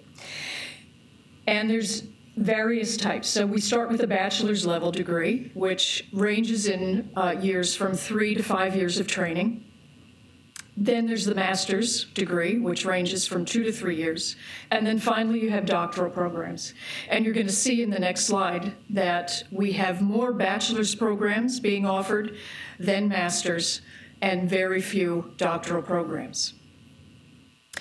The focus for the majority of the programs that were reported by the 13 countries in this study are in social work. However, there are a couple of countries that do have programs in areas such as child development or child and youth care work.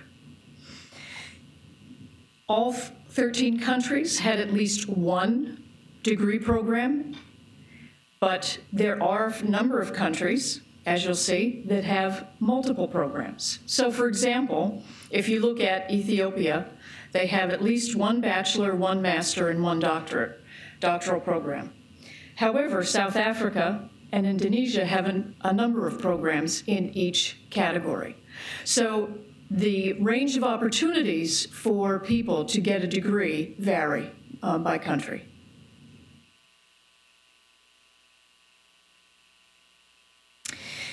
The implications of this then also range in terms of the smaller number of master's and doctoral programs, because they point to a number of challenges in preparing faculty.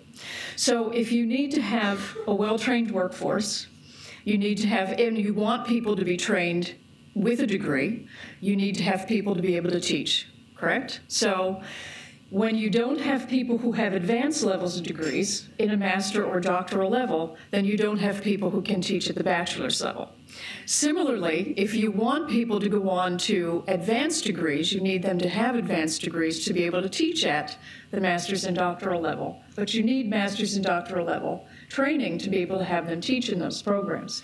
And this is a conundrum that comes up a number of times, and it's going to come up when I talk to you about the faculty recruitment and retention study that we did, because if you don't have faculty who are trained at the advanced level, we continue to have problems with doctoral level training and with master's level training, and with even establishing master's and doctoral programs in countries. So we have the problem then of people going away from country to Europe or to the Middle East or to the United States to be trained, sometimes not coming back. Okay, so we then have the issue of brain drain for that country. And if they do come back, then do we have a program for them to come and teach in? And we'll get to some of those other issues.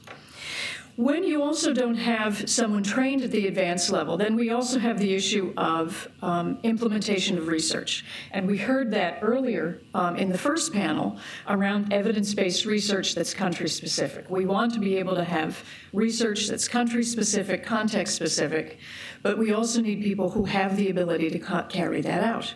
And that often happens when you have someone who's trained at the advanced level, at master's or doctoral level. So we need people who are able to do that. And then again, people who are trained at the higher level have the ability to do long-term planning system-wide.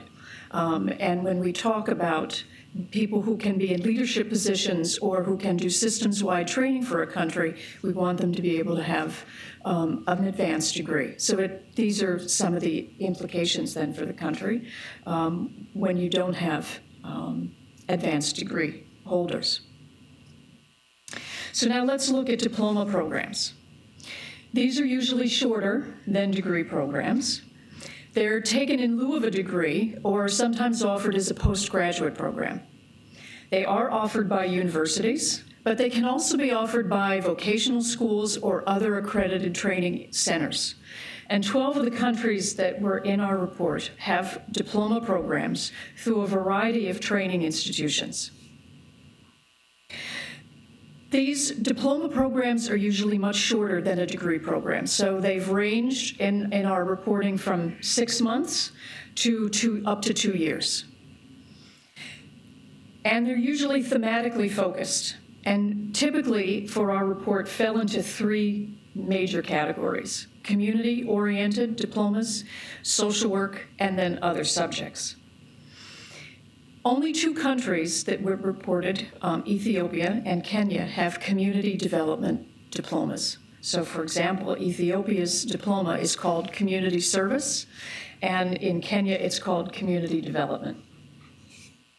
Social work is generally the focus of most of the diplomas, and these typically take up to about 24 months to complete on average, or 28 months. And they're the longest amongst the diploma programs. So they're really fairly intense in terms of a diploma. But other diploma topics included child and early child development, counseling psychology, medical and health counseling, and psychosocial care, support, and protection. So there are a range of other topics for diploma programs. Now we get to certificate programs. Certificates offer generally less training than a diploma, so they are still shorter in their time range.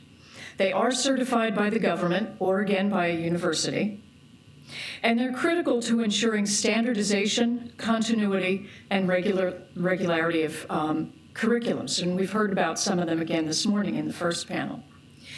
There were 5,000 certificate holders trained in 2014 for our report versus 3,400 individuals who completed diploma programs. So there really is a need for people at the certificate level, clearly, in country. And they target training in a very specific area usually.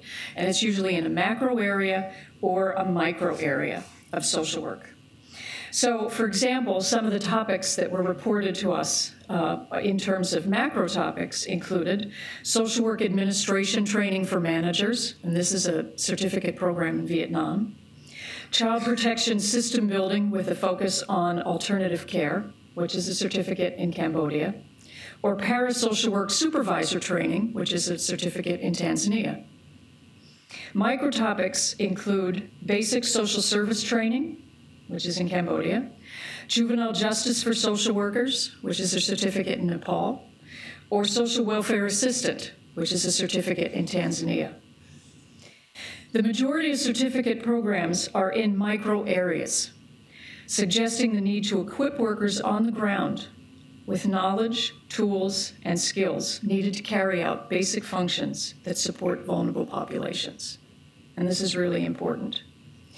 The report that we have provides an excellent case example of a professional certificate course in child protection in Uganda. And Patrick, if you want to raise your hand, I think it was your program that's highlighted. So if you want to talk to Patrick about that. This certificate program is integrated as well into the university, and Macquarie University, as a course. And the certificate also extends out to probation and police officers, teachers, and professional counselors. So it's a really well-integrated certificate program, and it's something that's an excellent case example. Now I'll talk a minute about the faculty recruitment and retention study that we did. So this was a little mini, wasn't a mini, it was a long-term program, but we received some funding from the National Association of Deans and Directors of Social Work here in the United States to look at faculty recruitment and retention at different universities around the globe, because there was a thought that this is also an issue for people in terms of workforce development. And it included a literature review, a survey of deans and program directors at various universities, and then a conference in Uganda in which there was a panel presentation and audience participation as well. And what we found was that there are certain recruitment challenges and retention challenges for faculty as a faculty university workforce issue. And certainly there are shortages of social work faculty that have been expressed already between the first panel and some that have come up in this workforce report. Because of the lack of higher education in terms of master's, but especially doctoral programs, there's a shortage of social work faculty. And so recruiting faculty into social work programs and the limited number of social work programs becomes a real challenge for a number of programs around the world. Many programs are having to recruit faculty from abroad and visiting professorships or on Fulbrights to try and staff their programs. And that's not always the ideal. It's a wonderful thing to try and do, but that's not always the ideal piece. They really want people from your own country to be your faculty, because then it's context-specific and country-specific. And you show people as good role models for your own students, right? So the recruitment of faculty becomes an issue there when you don't have faculty recruits. So there's this pipeline of faculty that needs to be developed. The competition to bring in faculty is also an issue because many people who do get trained at the master's level are competitive for position. This was mentioned in the first panel, for NGO positions or government positions, because often they might pay a little better, or as Ginny mentioned, there's a status position sometimes that's associated with those other positions and not in academia. And what we found with a couple of universities is when the social work program in the university is very new, they're not seen as highly as the sociology program or the biology program or the anthropology program maybe that's been around for a number of years. And so the social work program is seen as the new kid on the block, and they don't have as many resources or as high a status itself in the university, and it's harder to recruit people into that department. So that becomes an issue. There are also some policies at some universities that become an issue in terms of recruiting faculty, such as, for example, the provision of sabbaticals. So some places don't offer sabbaticals to faculty where they can go out and continue to do research and scholarship and refresh themselves as easily as in other places. So that's part of the problem in terms of recruitment. What is the package that you can offer to people when recruiting that makes them want to come and stay? And I think Joyce talked a little bit about how do you get people to stay in a position when they're in, even in just a regular workplace. It's the same kind of thing in a university. How do you attract them and get them to come and stay in the same place? And then that leads to the retention challenges as well. When you have a small core group of faculty who are doing the work, they become overburdened. You need to be able to bring other people in as well. So some of the recommendations that we had from this was that you still need a strong university workforce to prepare for the next generation of social work practitioners. And if you look at the programs that are out there, especially the certificate and the diploma programs, many of them still generate from universities. And so that creativity in generating a certificate or a diploma program comes from a university, and we need to keep that creativity alive and well. And so you need to have a good pipeline from the university. We need to share resources and best practices on faculty recruitment all around the world, from our strong high-income countries to our lower and middle-income countries. And there's a real need for faculty in higher-income countries to help lower-income country faculty with research and scholarship. Research dollars come to high-income countries like the US and Europe very easily and don't come down to lower-income countries as easily. So there's a need for collaboration of faculty on projects so that research can be shared, so that scholarship can continue with faculty in low-income countries, because they need scholarship as well to produce for their tenure and for their positions. And that's an important thing for us to remember. So that's my report. Thank you. Thank you. Thank you very much.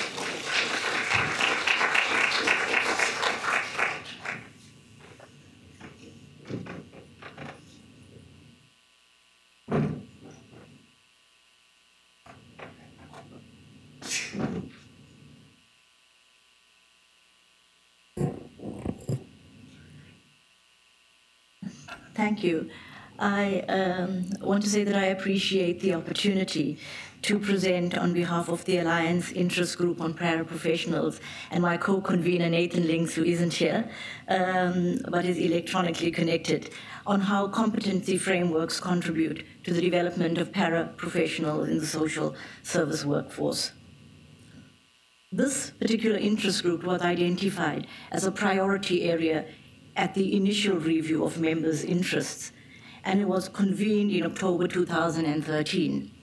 Now, currently, we have 35 participants from 10 different countries in the interest group, representing North America, Europe, and Africa. One of the areas of priority interest that was identified by the interest group was the need to look at developing competencies for para-social service workers. So the group set out, first of all, to look at what would be the set of guiding principles that we could commonly use in order to identify how to develop paraprofessional social service workers. So the guiding principles are one document that we've actually shared out here today that we can talk a little bit about. The other area of work that has been done is looking at the development of the generic competencies. So with the generic competencies at a basic level, we've looked at what would be the functions of the generic worker, what would be their practice competencies, and what would be the training competencies that would go with that. We went one step further and actually added the para or auxiliary child and youth care competencies. And these competencies too have been developed in terms of what are the functions of the para-child and youth care worker, what would be their practice competencies, and what would be their training competencies. Just to say, with this particular category of worker, the child and youth care worker, the competencies have been developed at 2 levels. One for the worker who might receive less than 1 year training, as well as for the worker who would receive a year and more, close to 2 years of training. The reasons that actually motivated the need for the competency framework was linked to the fact that there is no agreed upon and recognized definition of the paraprofessional social service worker, either at global or at regional levels. And this is particularly true in the African context, where a range of different paraprofessionals have rapidly been trained and deployed to fill the existing gaps of professional social service workers. Unfortunately, they take on a range of different titles and roles within the larger social welfare system. So they're called many different names, which doesn't leave them with a sense of identity and doesn't leave them with a sense of clarity around what are their tasks and what are their roles in relation to the other parasocial service workers. So just to take you through some examples of the principles that have been developed, the guiding principles. We thought that the principles were good to become a base for guiding us in terms of the development of programs and activities for training, for development, for deployment of the para-social service worker. Now, we are recognizing in these principles that there would be country-specific contexts that have to be considered. But we wanted to look at how could we design these principles to look at the planning of the parasocial service worker, the development of the parasocial service worker, and supporting the parasocial service worker. So we're keeping close to our triangle in the development of our principles. So the first overarching set of 3 guiding principles, and I'm only going to give you a taste of one of them because we don't have time to go through all of them, is to say that we're actually saying we take the strengths perspective in the development of parasocial service workers, which recognizes the wisdom, the assets, and knowledge of individuals and groups in communities as potential resources.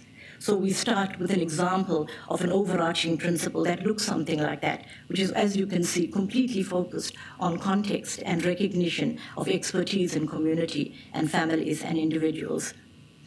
The second example I'm going to give you is the example of the principle on planning the workforce.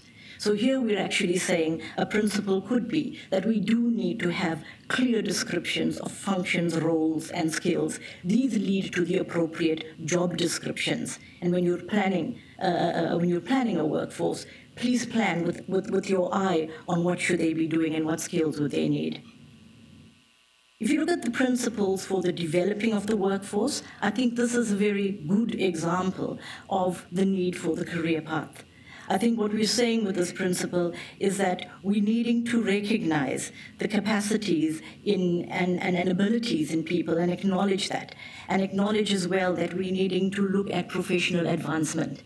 You cannot actually build a worker and leave them in that same position for all their very lives. People have aspirations that have to be stimulated, have to be met.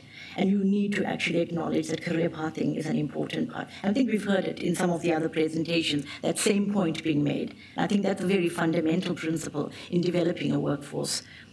In terms of the principles of supporting the workforce, we actually, again, are raising the issue of supervision as one of the core. Remember, there are 4 other principles here, but the one that I think is important to note is that all parasocial service workers require supervision. And I think the challenging question from Lucy earlier is that how do you actually get para-professional social service workers to be supervised in ways that are appropriate and relevant to their context and to their particular expertise and practice. And that's something that might require another interest group to give full attention to. Just to give you an example of how we've designed then the competency document, and this is an example of the generic competency. Here you can see we looked at a function, and this function is community skills. And what we said is that, well, there is a functional area for the generic paraprofessional worker. They need to be able to communicate with families and other workers in the unique cultural context. So if that is their functional area, what would be the practice competencies that they need? What do you want to see them doing in practice is what we try to identify. So if you look at the second bullet, it says that you want to see that they actually understand ethical values and cultural practices of the local community, and they use this understanding to facilitate effective communication. The first bullet talks about the fact that they know how to be respectful in terms of how to greet and how to communicate in appropriate cultural protocols. So you should be able to see that in practice. But in order to see that in practice, I suppose if you look at the training competencies, what we're actually saying here is that they have to be trained to do that.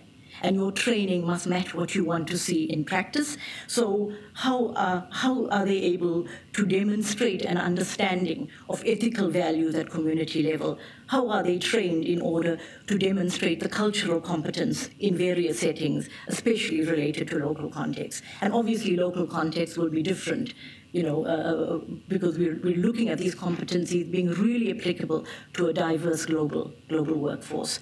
So moving from the generic competencies, I thought that might be helpful to look at then an example of the child and youth care competencies, the auxiliary or para child and youth care worker. So if a functional area here, and this is really the core of child and youth care practice, is implementing basic life space work. As you can see, these competencies are two sets of competencies. Remember, I said the first one is for the worker who has less than 1 year training, and the competencies that are the second group are the ones for those who have more than 1 year training. But let's just go through the ones for the under 1 year training. We're saying that they're supposed to be able to, the functional area, implement basic life space work practices in order to ensure that routines and basic developmental activities take place. Obviously, we've added here under the supervision. So what would we want to see in practice then? We'd want to see that everyday activities and routines like bathing children, feeding them, doing homework supervision to help children and youth and their families create for them a sense of belonging. Those normal activities should be making them feel that, hey, we're connected, we belong. They should be able to learn skills in that.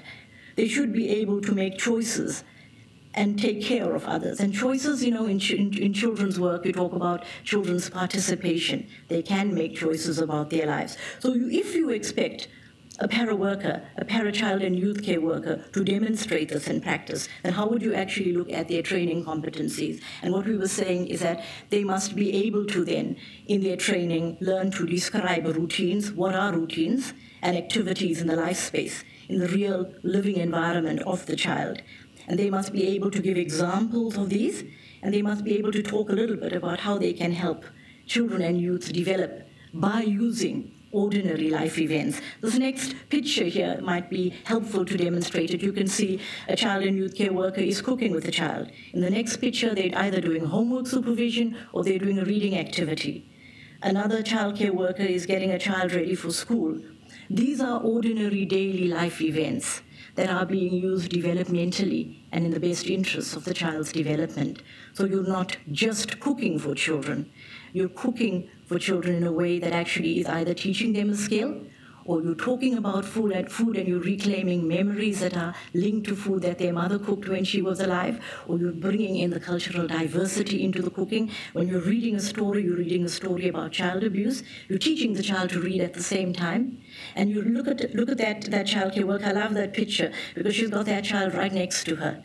And there's a whole issue of connection. And children need to be touching and being close to people. And child and youth care work is essentially relational work. We work with children, we build relationships and relationships of trust with children. So that's just a little picture, a set of pictures to demonstrate what a childcare work at a paraprofessional level can actually do. Now, what we did with the child and youth care competencies, we had the wonderful opportunity with FITSE Kenya to actually validate these competencies when they had a child and youth care conference in Kisumu, which took place in April. So we went to the competencies and we looked at their community, we spoke to their community health workers, we presented the competencies to them, and they commented on it. What was interesting was that basically they said, we're doing some of those things, but it would be wonderful to be a profession. This profession excites us, and it would be wonderful if we could strengthen our services to children, because what we're doing is not child-focused enough. And it's an interesting comment that was made by a manager. We've had lots of training, and if you ask people to bring out their certificates, they will bring you out a box. But at the end of it all, you are nothing. You have no identity. You can't be forceful or powerful. We need to direct training into a profession and to give a good career development path for people working in care. And I think that was really a cry to say that if we're actually developing us, please develop us into a profession. We need that sense of identity and a sense of belonging that goes with being a profession. A little bit about the South African experience. I think we've been doing some of that, and we've tried, I think, in our own development of child and youth care to ensure that we've put those practice principles, I think, into operation. Initially, we started with the basic qualification in childcare. It was our initial training. At that stage, there was no training for child and youth care workers in South Africa, and the National Association of Childcare Workers initiates this training. But in democratic South Africa, what happened was that our Department of Education said that all training has to be accredited, and they allowed us to develop the competencies for an accredited certificated training in child and youth care.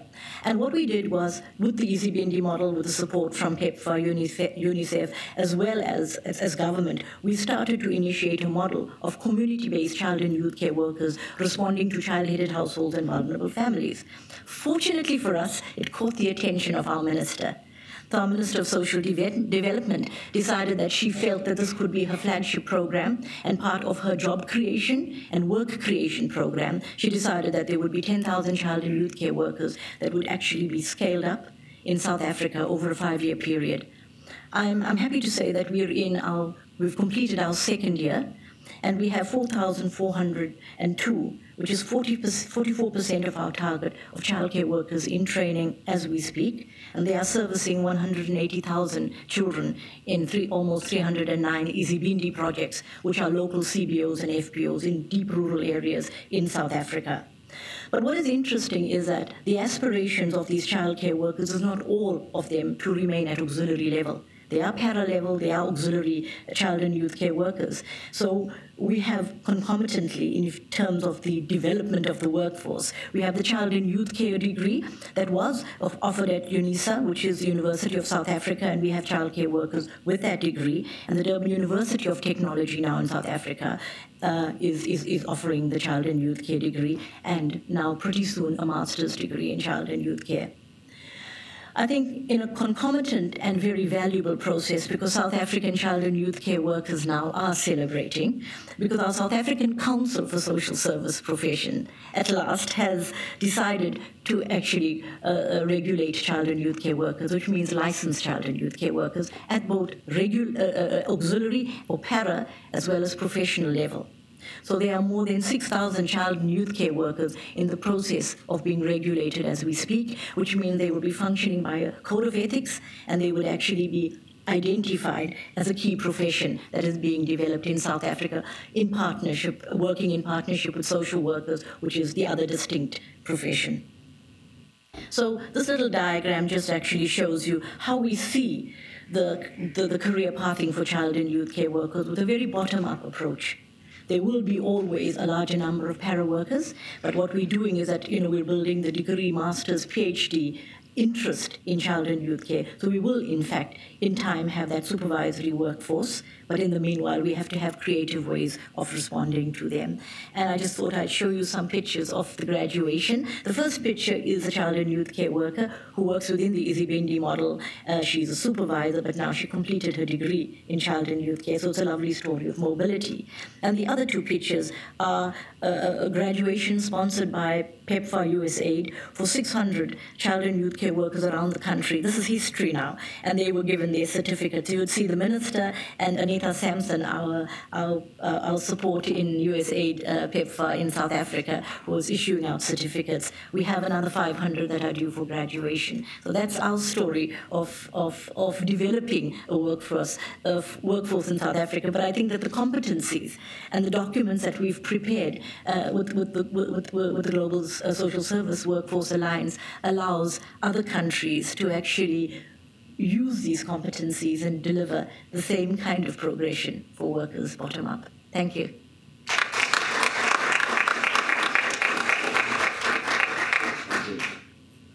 Thanks very much. I think we just have a few minutes before our session actually is supposed to end.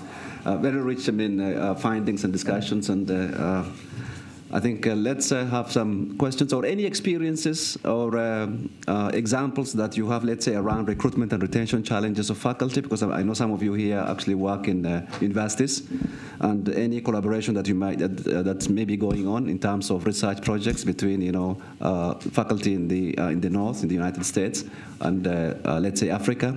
So I mean, apart from questions, I think we also want some examples and experiences that you might want to share based on the presentations that we just had from Robin and Zeni. Thank you.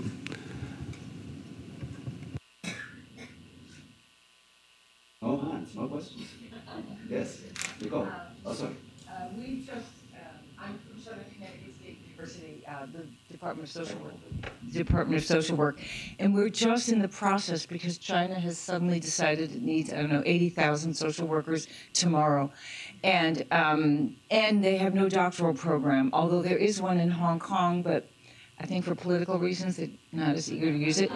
So we are just in the process of bringing over, because our thought is the best thing we could do is train doctoral level people who could then go back and teach, because they do have master's levels. But so that's a beginning process. Yeah, thank you. Good example. Thank you. Any other thoughts? Have these questions? Hi, my name is Janet Burton. I'm faculty from the University of the District of Columbia. And I'm just wondering what attention has been given to the combination of practice experience that's associated with capacity to deliver effective training and education at the 3 levels, as different from just having the education. Thank you.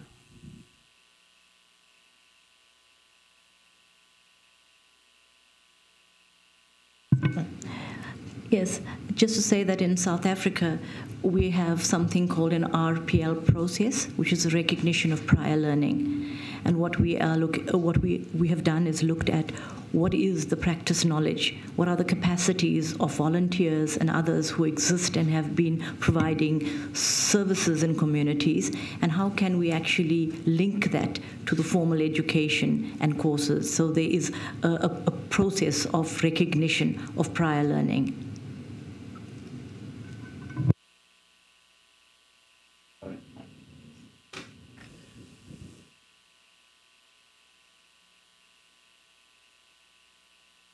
Hi, everyone. I'm Karen Blythe from IntraHealth International. I really appreciated this presentation.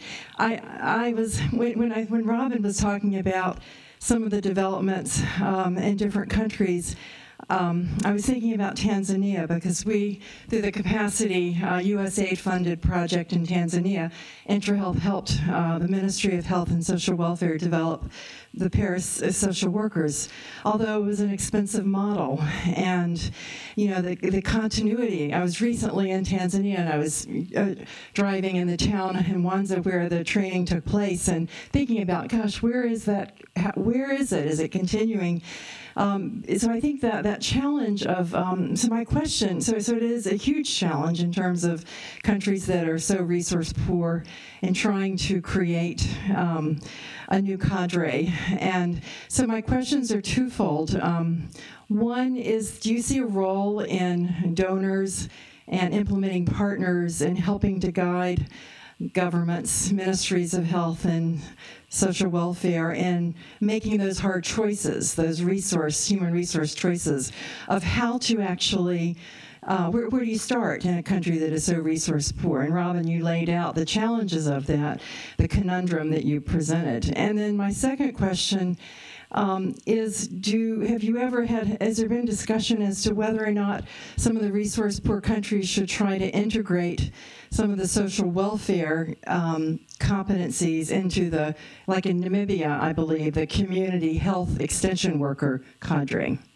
I mean, as an option, you know. Well, certainly degree programs are expensive.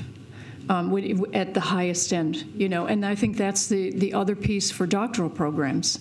Doctoral programs are expensive to put into place. So when you're resource poor, you know, the certificate and diploma programs are more viable. But I think Zeni's point is a very key one that came out from the Kenya experience. You have boxes of certificates that lead to where? So it's the idea that, you know, you have to have some thought about where does the career piece go for people. You can't just collect a certificate upon certificate upon certificate without having an idea of where does this lead for people, because there are people who really want to have an appreciation of their skills and a recognition of who they are and where they're going. And so that has to be planned for in some cognizant way when we're really thinking about this. So that would be, you know, my thought. I think we have to start, you know, at least start with a bachelor's program somewhere, and then eventually we get to the upper level degree programs and, you know, put that into place eventually along the line. But the diploma and the certificates are your first place to go, but have a plan. And just to follow up on that as well, on that first point, is that donors have a very important role to play in supporting government to build the cadre of workers that are required. The competency document might pretty soon be showing that you could have a child and youth care worker, you could have an auxiliary social worker, you could have a community development worker being developed. And if government feels that these are this is a workforce that responds to our planning, and I think the first panel talked about when you plan a workforce, you would decide, what do I need? Where do I need them? How many do I need? And if you're saying that we've got, you know, in Africa, for example, if we're saying that at the end of the century, UNICEF stats says that half of the world's the children will come from Africa, then developing a children's workforce might be what government would want to target. And if they do, then if donors were to come in and provide the support with the training, with government's commitment to sustain, with salaries, and if you look at our principles, we're talking about ongoing development and career pathing, then that would be a very, very good partnership. I just want to say that we are appreciative in South Africa that we've had PEPFAR USAID funding for the development of childcare workers. In that picture, the childcare workers that were at that point graduated were trained with funding from PEPFAR USAID. However, now government is actually paying for the training of child and youth care workers in the 10,000 rollout, which means that it has shown that one thing does lead to another, and that partnership is a very critical partnership. Thank you. I think we just have time for one more question. A virtual question from one of our Yeah, we have online? several from online, and we unfortunately won't have time for all of them, but Martin at USAID DCOF has a question asking, how do advanced social work degrees influence the domestic approaches to social work? And are there examples of in-country doctoral social work programs creating indigenous or homegrown social work practices? I'm sure there are people in the room who know the answer to that question, actually. But when you have people who are trained in country, in doctoral programs, then they are much more keen and much more in touch with what's happening in country. They're doing their research in country, and they're coming up with evidence-based practice and outcomes for their country and looking at interventions that are country-specific rather than taking Western-based interventions and bringing them in country, which is what the value is of having a doctoral trained program, doctorally trained person in country, and having a doctoral program at the university in country. And maybe Martha can also answer that question, because you've been involved in a lot of different initiatives in many places as well. So I'm actually going to bring the microphone.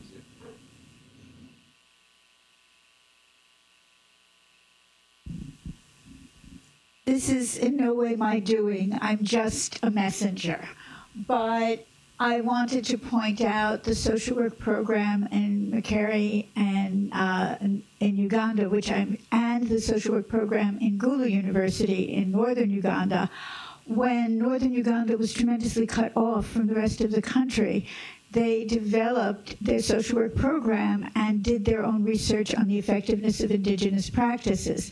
They were then able to bring that back to the Makere faculty, who were then able to find funding for a really good clinical trial that's now going on the effectiveness of indigenous practices and how they compare to Western ones, and looking at social work in a traditional context. So that's just one, but gives you a get. Okay, yeah. I think thank you very much. Let's give a round of applause to Robin and Zeni. Yeah, that's wonderful. Thank you. And I think at this point, we'll have to transition to our next session, which is basically supporting the workforce. But once you have planned and you have trained, you need to retain and sustain. So how do you actually do that? Thank you very much.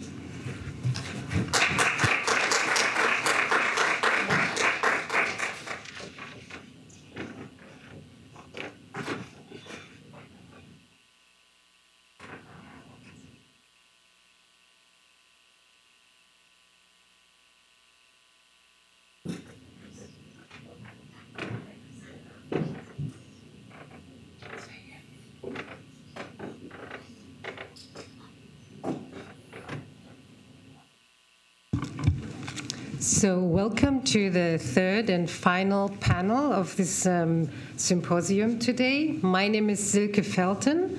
I work in Swaziland with USAID PEPFAR, overseeing our OVC program, and have been for a few years previously in Namibia, been a program manager for social workforce strengthening.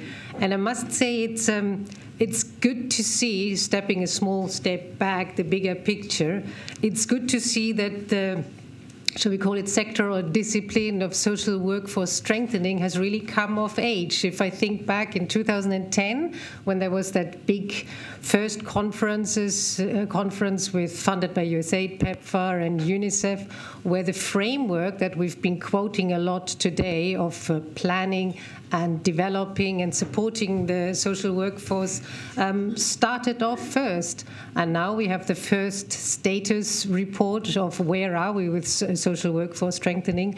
So I think those are actually big achievements and milestones. And I think it's good that we've all realized, we've talked about the health under the HIV context. We've talked about strengthening the health workforce for much longer, but we've really realized that the presence of a social strong workforce working alongside medical professionals to address the social determinants of health, especially in the background of HIV, is really important and has been recognized.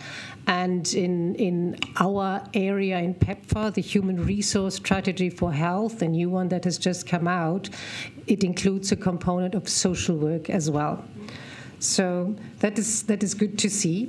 And the session that we're looking at today is supporting the workforce. We've talked about planning, we talked about developing, now we are on supporting. And I just wanted to give you a little sort of case background of what we have learned in Swaziland coming to supporting the workforce. Swaziland is a very small country of just over 1 million inhabitants. It has a very small unit of social workers of about just over 40 people, which is still more than Liberia had pre-Ebola, as we heard today. But of those 40, only 4 have any proper degree or pre-service education. But almost half the children are categorized as orphaned or vulnerable. There was also no pre-service training level. There was one small certificate.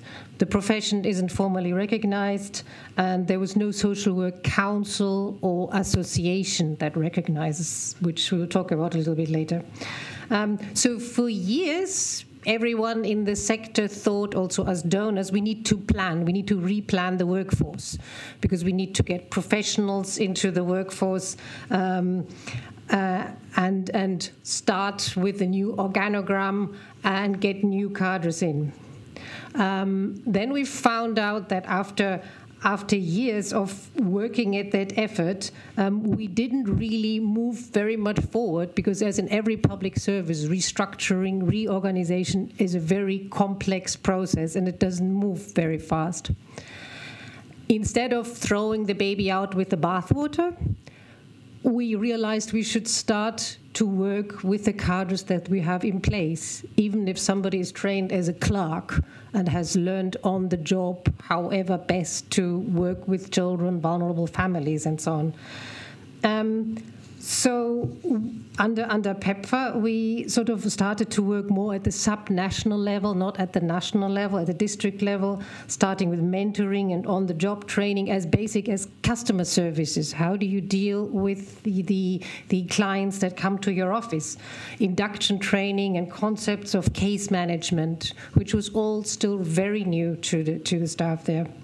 And we're seeing some first results by the staff feeling taken seriously, taking a bit, seeing that somebody actually sees their constraints, also the constraints of their physical environment and the resources that are lacking. As a side effect, we're going back to planning. So the government has now decided, yes, we're developing a bit more status to the social work, and indeed there is a great need to enlarge and professionalize the workforce. So most recently, the government, Ministry of Finance, has agreed to an additional 34 social workers, and so we are moving back into planning from the supporting side, which is actually, I thought, an interesting dynamic. So the 3 bubbles of our framework are very dynamically interlinked.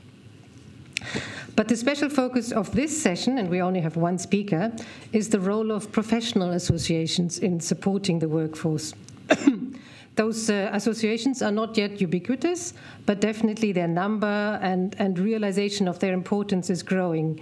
In the report that we launched today, The State of the Social Workforce, we saw that 12 out of the 15 country surveys have one, some have more than one association. Only 3 countries have a social work registration body. That's South Africa. We heard about that already. Namibia and Indonesia. While other countries are considering the introduction of a registration and licensing system as a way of enhancing the status and the effectiveness of the profession. Some are quite small. Some have a membership of less than 100. And the biggest, you can guess which country it is, has over 23,000. That's, of course, South Africa. They have different associations. I also learned from this report, which you might not know as well, maybe you all know because you're all much more in the social work sectors than me, that the US National Association of Social Workers is actually the largest association in the world with over almost 130,000 members, although not all social workers are members of that. In most cases, membership of these associations is not obligatory. We also are reminded in the report of the key functions of these associations and the code of ethics, which is one important role that many associations have. And many of the associations, although not all of them, also hold an annual member conference. So what do these associations do? They support individual social workers in terms of visibility, public understanding, and acceptance of the social work cadre, promoting their profession in terms of professional standards of practice, code of ethics that we heard already, and also continuing education.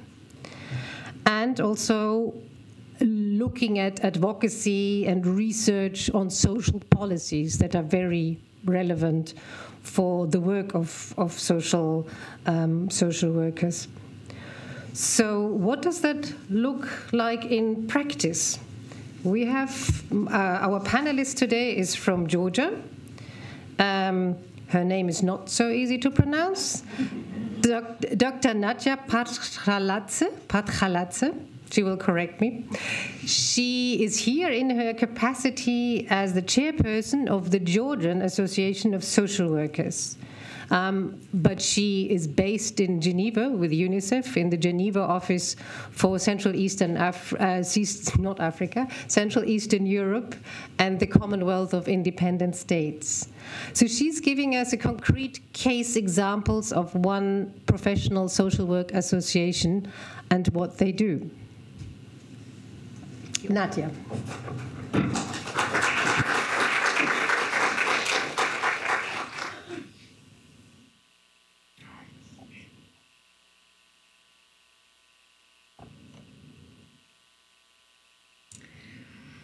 Let me welcome all of you today and also welcome our colleagues who are joining the symposium through webcast.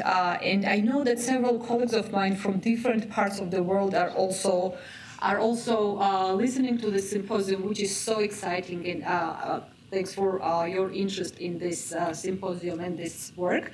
I'm really honored to be presenting here on behalf of the Georgian Association of Social Workers, and at the same time being part of the Global Social Service Workforce Alliance, because I truly believe that this is very important work for supporting developments in many of our countries. At the same time, I right now represent UNICEF regional office in Geneva, which made this important step to even further strengthen its role in supporting social service workforce. My presentation today will be, on one hand, of course, about the role of the professional associations in supporting social service workforce, but on the other hand, I really want to highlight the importance of partnerships and working through partnerships for achieving better and sustainable results. It was already mentioned by several presenters earlier today that profession of social work and many other social services as well has been relatively new in many countries. And Georgia is clearly one of those countries where social work simply didn't exist as a profession not many years ago. And when I returned from the US to Georgia with my master's degree in social work, I was one of the 2 qualified social workers in the country. country. And you would imagine that it was not 100 years ago, it was just 10 or 15 years ago. However, this is a very important background because Georgia is an ancient country with the history of 2,500 years, with 70 years of Soviet history.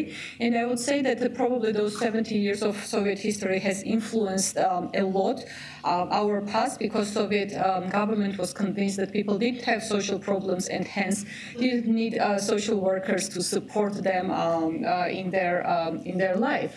So Georgia is located on the crossroads of Eastern Europe and Asia. It's a small country. In comparison to where you're based right now, it seems to be huge, but we have less than 4 million population, and as I've said, we simply didn't have this profession just 15 years ago. It was exactly 10 years ago when, together with 5 colleagues of mine, I had a chance to establish the Professional Association of Social Workers, which was the first and still the only one in the country.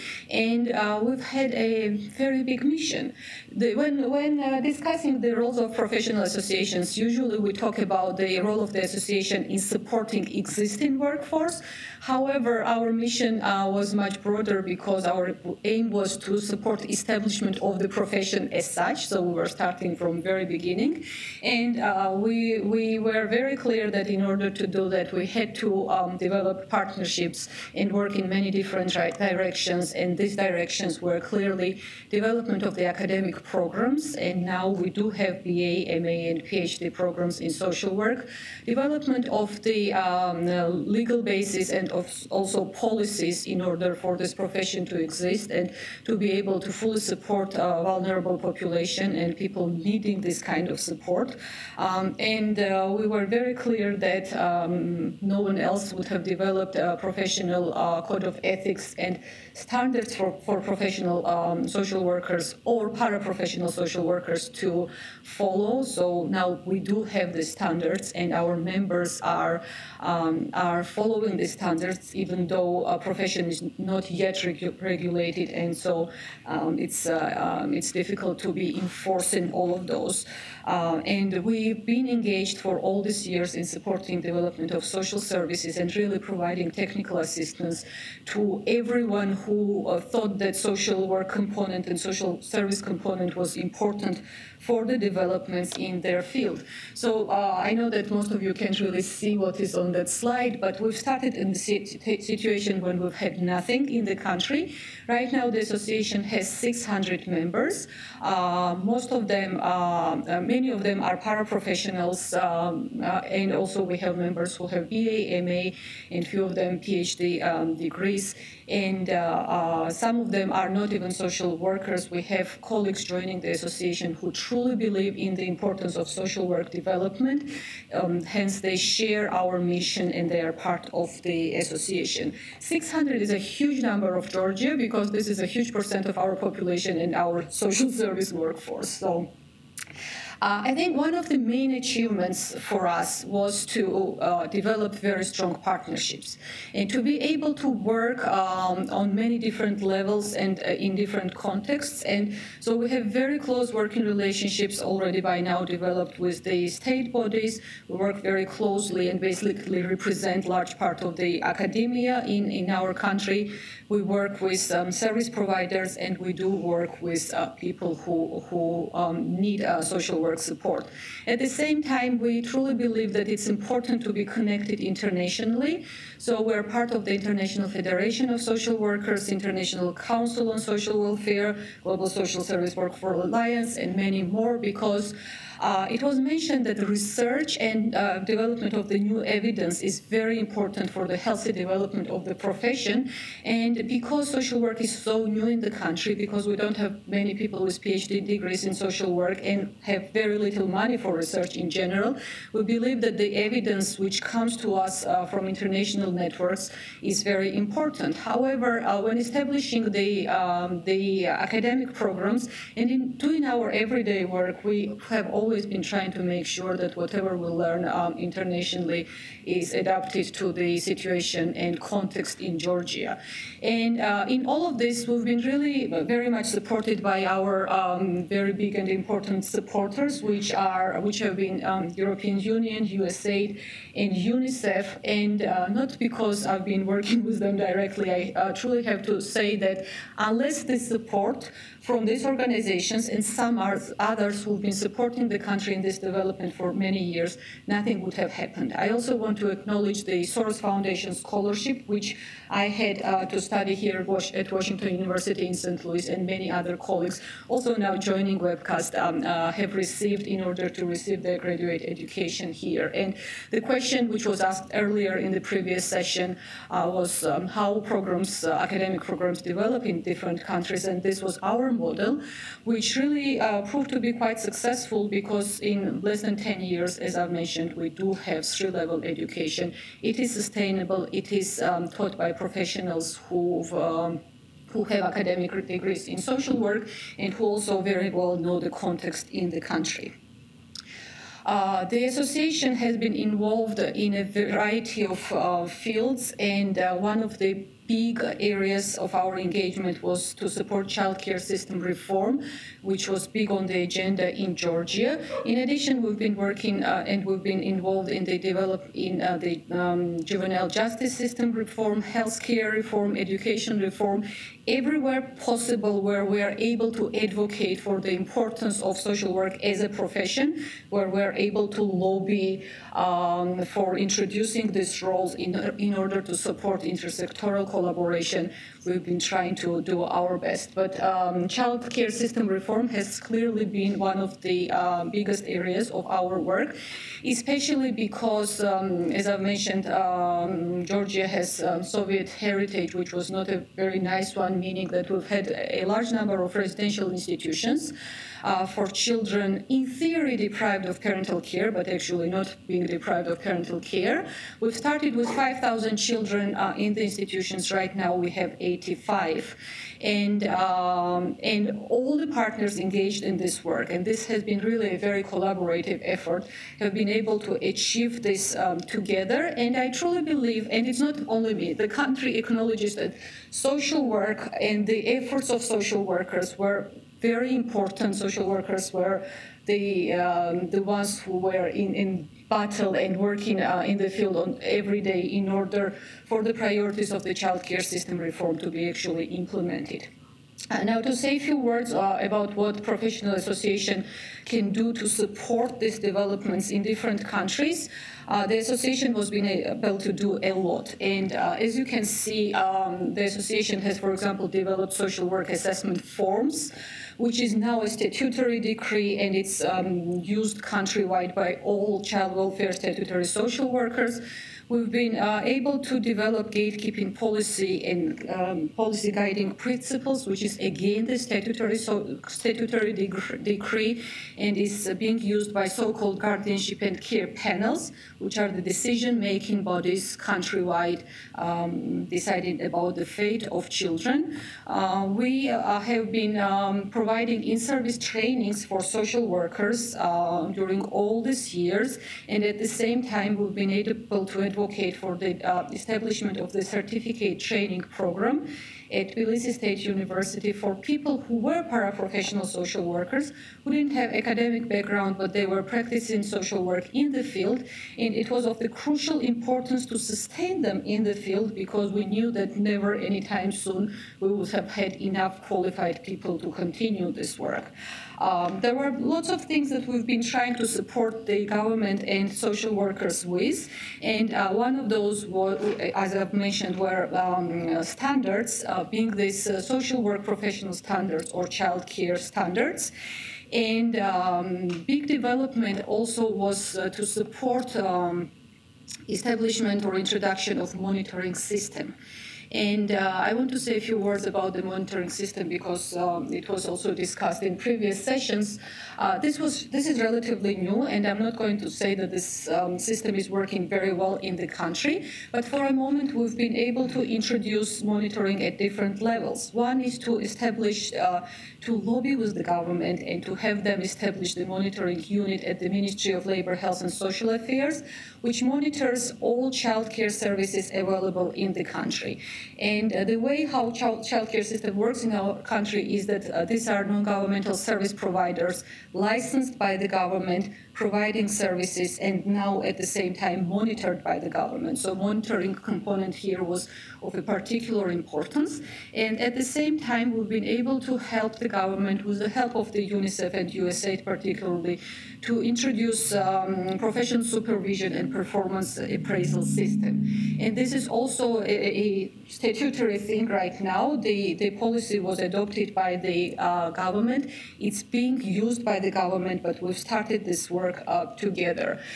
We've been lobbying for this for quite a while because, as I've mentioned, social work is not a regulated profession in the country, and so this was the only way how we could have supported supervision of social workers and how we could have ensured that the quality of services provided by them were something close to what we've needed them to be. There were several models which were proposed to the government, one being outsourcing this function of professional supervision, which they didn't accept. And so the approach that they are using right now is the internal supervision by senior social workers and team leader social workers who are qualified social workers, who certainly have much more experience than the rest of the workforce. And we've been working on this together, but now it's completely taken over by the government, and it's done through individual and group supervision approach. The aims of the supervision system is shown on that slide, but it's like manifold. We've made sure that through this supervision system, they achieve their administrative function, and they are able to ensure that services provided services meet the objectives and are in line with the existing legislation and policies and so on. Also through the individual and group supervision sessions, senior social workers and team leader social workers are able to review with the social workers particularly difficult cases and plan together and plan how to proceed with those cases, and also evaluate the casework which is ongoing throughout the country. It certainly has very important supportive function because this is a very difficult job, as you all know, and especially it's difficult in the under-resourced countries like Georgia and many others. So in order to not to burn out our few social workers, in order to provide them with some continuous support in dealing with the dilemmas that they have in their work environment every day, the supervision system is trying to be supportive. And it's managing some of that function, and also it is aiming to really strengthen the capacity of the social workers in the field. It is the way of providing continuing education and continuing support to the social workers, who through the supervision system also learn about some new policies, some new developments in the field, the requirements that the government has towards them on an everyday basis.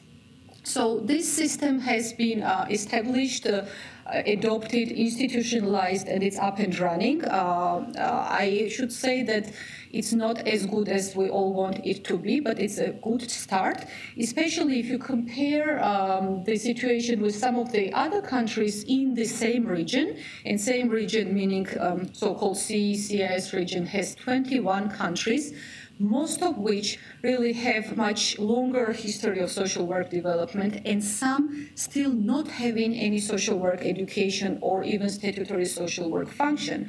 So if you look at the situation in those 21 countries, you will see that half of them don't even have uniform definition of social work in their countries. Either they don't have any definition at all, or different pieces of legislation define social work in different ways. At the same time, most of the countries, again, half of them, don't have standard qualification requirements for state child welfare social workers. So it's up to the manager, or it's up to the situation in that particular social service office, whatever it could be called in different countries, who they hire. It could be a qualified social worker, but it could be a neighbor or relative who doesn't necessarily have huge experience in this area. Majority of the countries in the region don't have any registration or regulation system in place. And unfortunately, Georgia is one of those. We don't have regulation system either available. And again, half of the countries in the region don't have minimum standards for child welfare social workers. So it gives you an understanding of what is happening throughout the region. And Georgia is just one example, which is probably somewhere in the middle in that region. And the reason I'm mentioning about this is that even though CIS region is considered to be relatively advanced in certain things, in having certain systems in place, without close partnerships, again, with the key supporters of this field in the region, which again are USAID, UNICEF, EU in most of the cases, and also involvement of the local stakeholders, it would be very, very difficult to change the situation and to make sure that social workers and also social service workers are providing all the support they can to the vulnerable groups in the region. Thank you.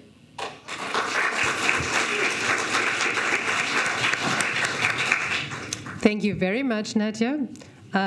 This was very interesting to follow the developments in Georgia in 15 years. This much has happened. This is quite a powerhouse, and I'm realizing the lady next to me is as well. You wonder, with such an active association, that she's got time to do her full-time job at UNICEF. What you don't know is that she's also working on her PhD to look at the quality of life of deinstitutionalized children. But on a serious note, what we're taking away also is that the establishment of the association does not come at the end of everything that has to be in place. It actually came at an early stage and helped to promote the profession overall. So that's very, very interesting. So we have 10 minutes for questions or comments. Maybe we'll start with the room, within the room, and then we're looking at our virtual room. Are there any comments or questions, either to Georgia or to the larger CEE-CIS region, where there is obviously a lot of knowledge here as well?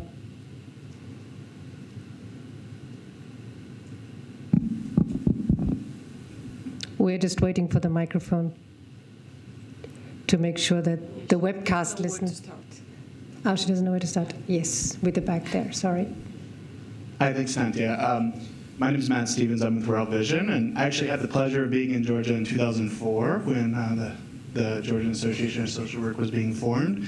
So I remember the first 5, and it's incredible work what's been done from 5 Western-educated social workers who've now grown into 600. So kudos on that, and I think it's quite impressive what's been done in terms of advocating with the government to see so many reforms made. I wonder if you could speak from that initial process of starting with such a small core group. How did the association grow, and particularly grow its legitimacy with the government in terms of cooperation towards some of the reforms that have been made? Thank you. I'm really very glad to meet the person who was there when all of this was starting. Thank you for this question. Yes, there was very few of us, but at the same time, each of us were really committed to this, because we knew that if not us, even though there was by then already support from different international organizations, it would have been difficult to achieve sustainable result which would be perfectly fit for the country context. So I think the commitment of people who were there initially, and also the commitment of people who've joined slowly was very important. And at the same time, it was the only opportunity for people to gain any support or any assistance. So we've been trying to help with trainings. We've been working on translating literature, which of course didn't exist in Georgian at all. Very early on, we've been starting working with academia by introducing few modules which were initially taught to, let's say, psychologists or sociologists in order for them to understand that this field exists at all. And we were very lucky in building very strong partnerships with the universities, and also got funded by the European Union.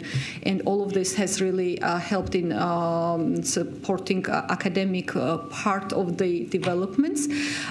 Initially, we've had this dilemma, and we've been thinking if we only wanted to allow for qualified social workers to be part of the association, but then we've realized that if we had to proceed in that direction, first of all, we had very little opportunities to grow. And at the same time, we were depriving a large group of people who do this work, who have no other opportunities to grow whatsoever of any support. So we've decided to go broader, and it brought us to the existing situation. So that was it. Thank you. Should we have a question from the virtual listeners? There's nothing there at the moment. Good. Then it's back to the room. Maury?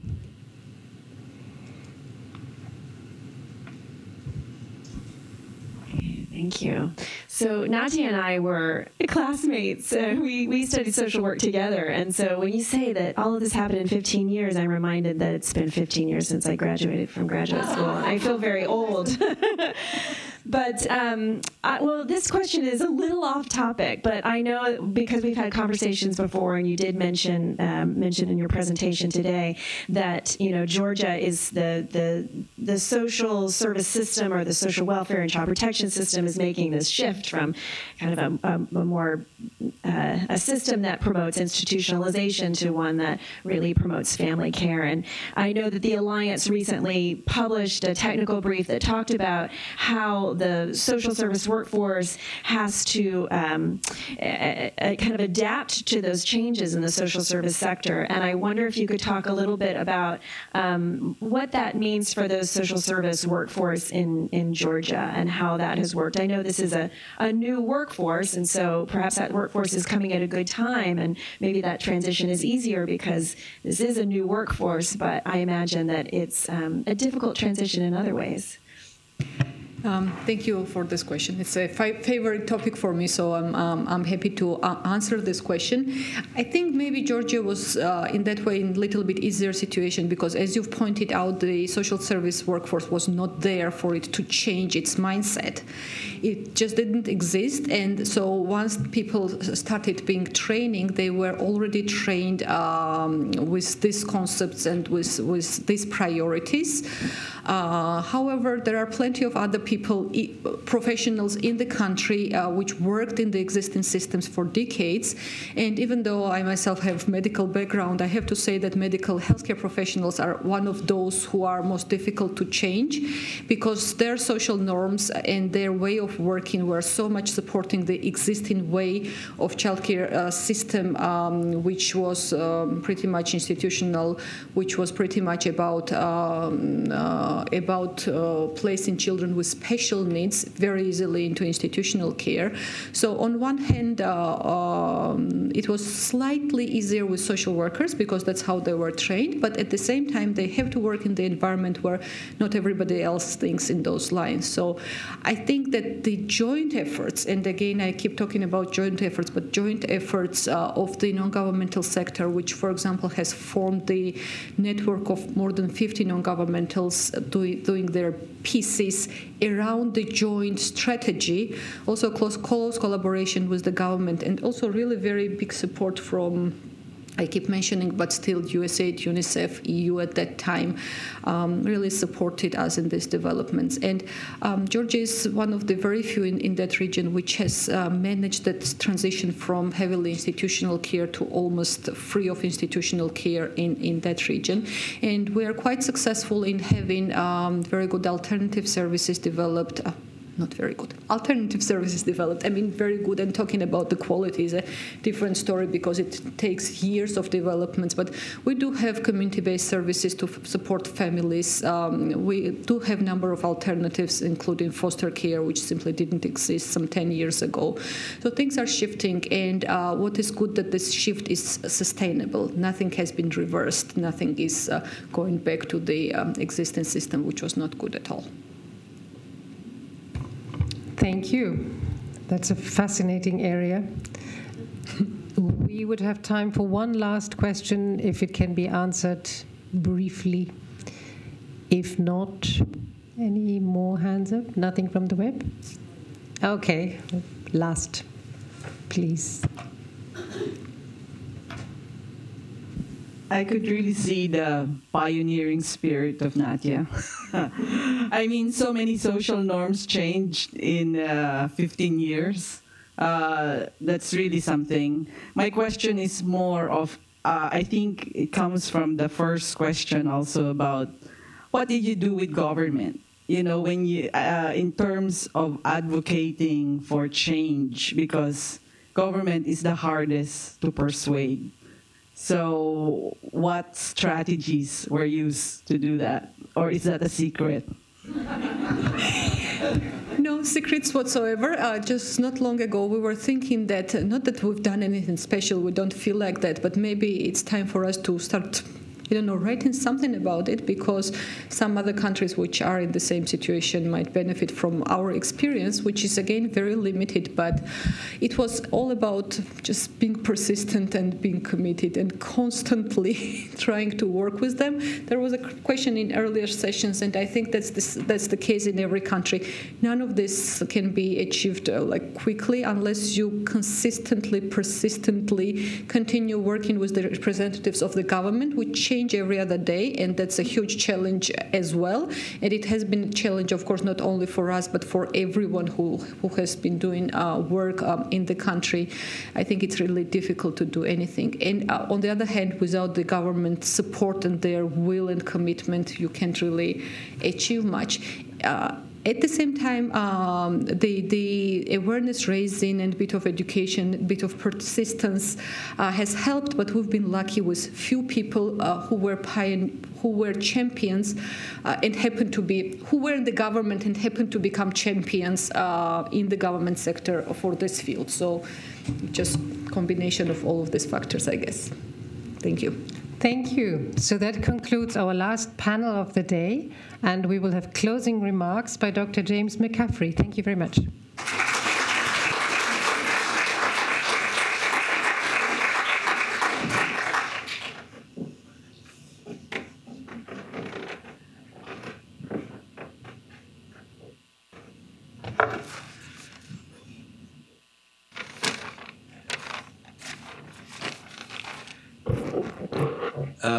Thank you very much. This was terrific today, and I'm just going to take a few minutes and even a slide.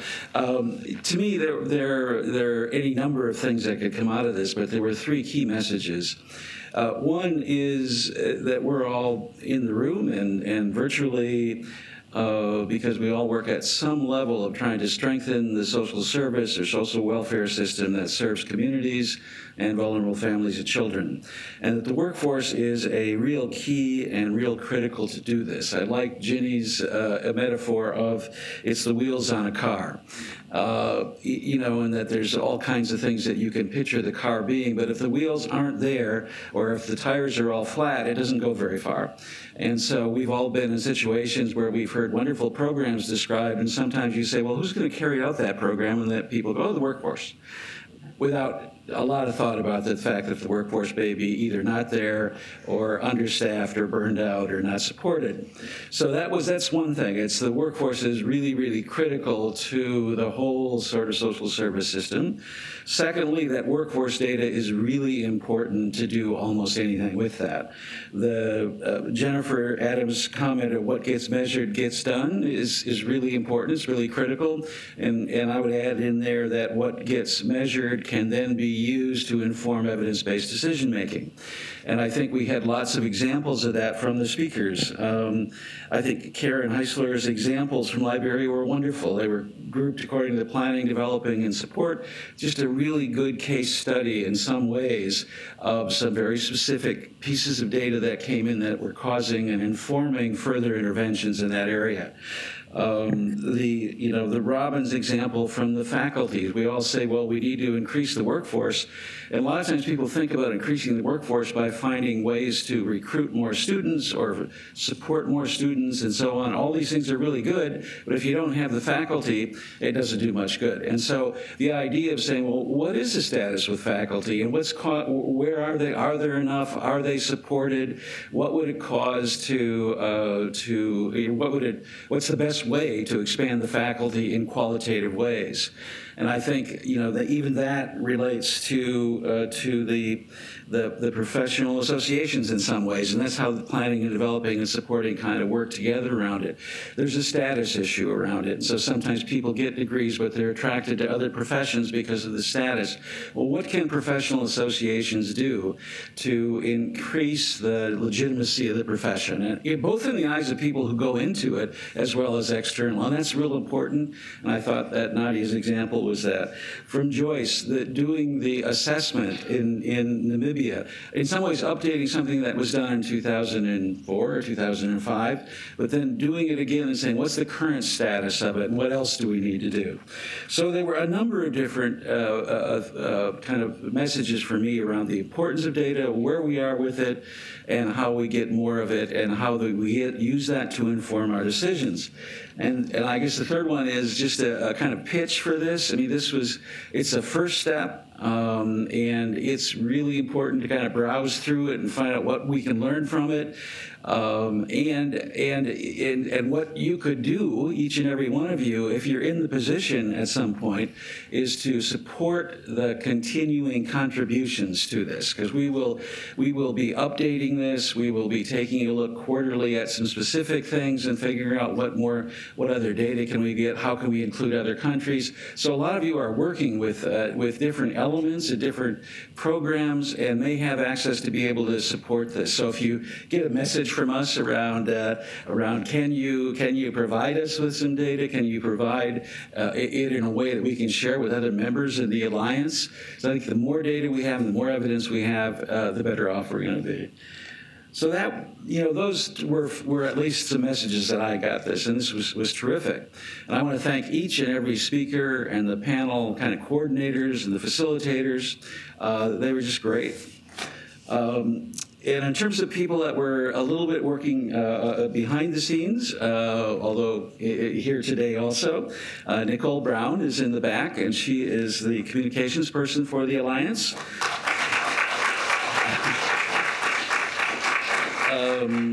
Grace Kozak, who is the Alliance intern. Here from the University of Michigan, I'll get a plug in for that here. And then from IntraHealth, IntraHealth is the host organization of the Alliance, and Alex Collins is here somewhere. I saw her.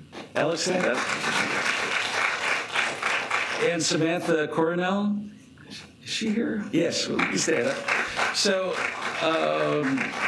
and then, I've got some notes on this, but and Amy suggested some people, but I would also thank Amy for all of her work on this. So that's great. There is a kind of central catalyst to it all, and as those of you who've done things like this know, sometimes they take a little more work than it looks like, so we really appreciate that. So that's it for today, and thanks for everybody for coming.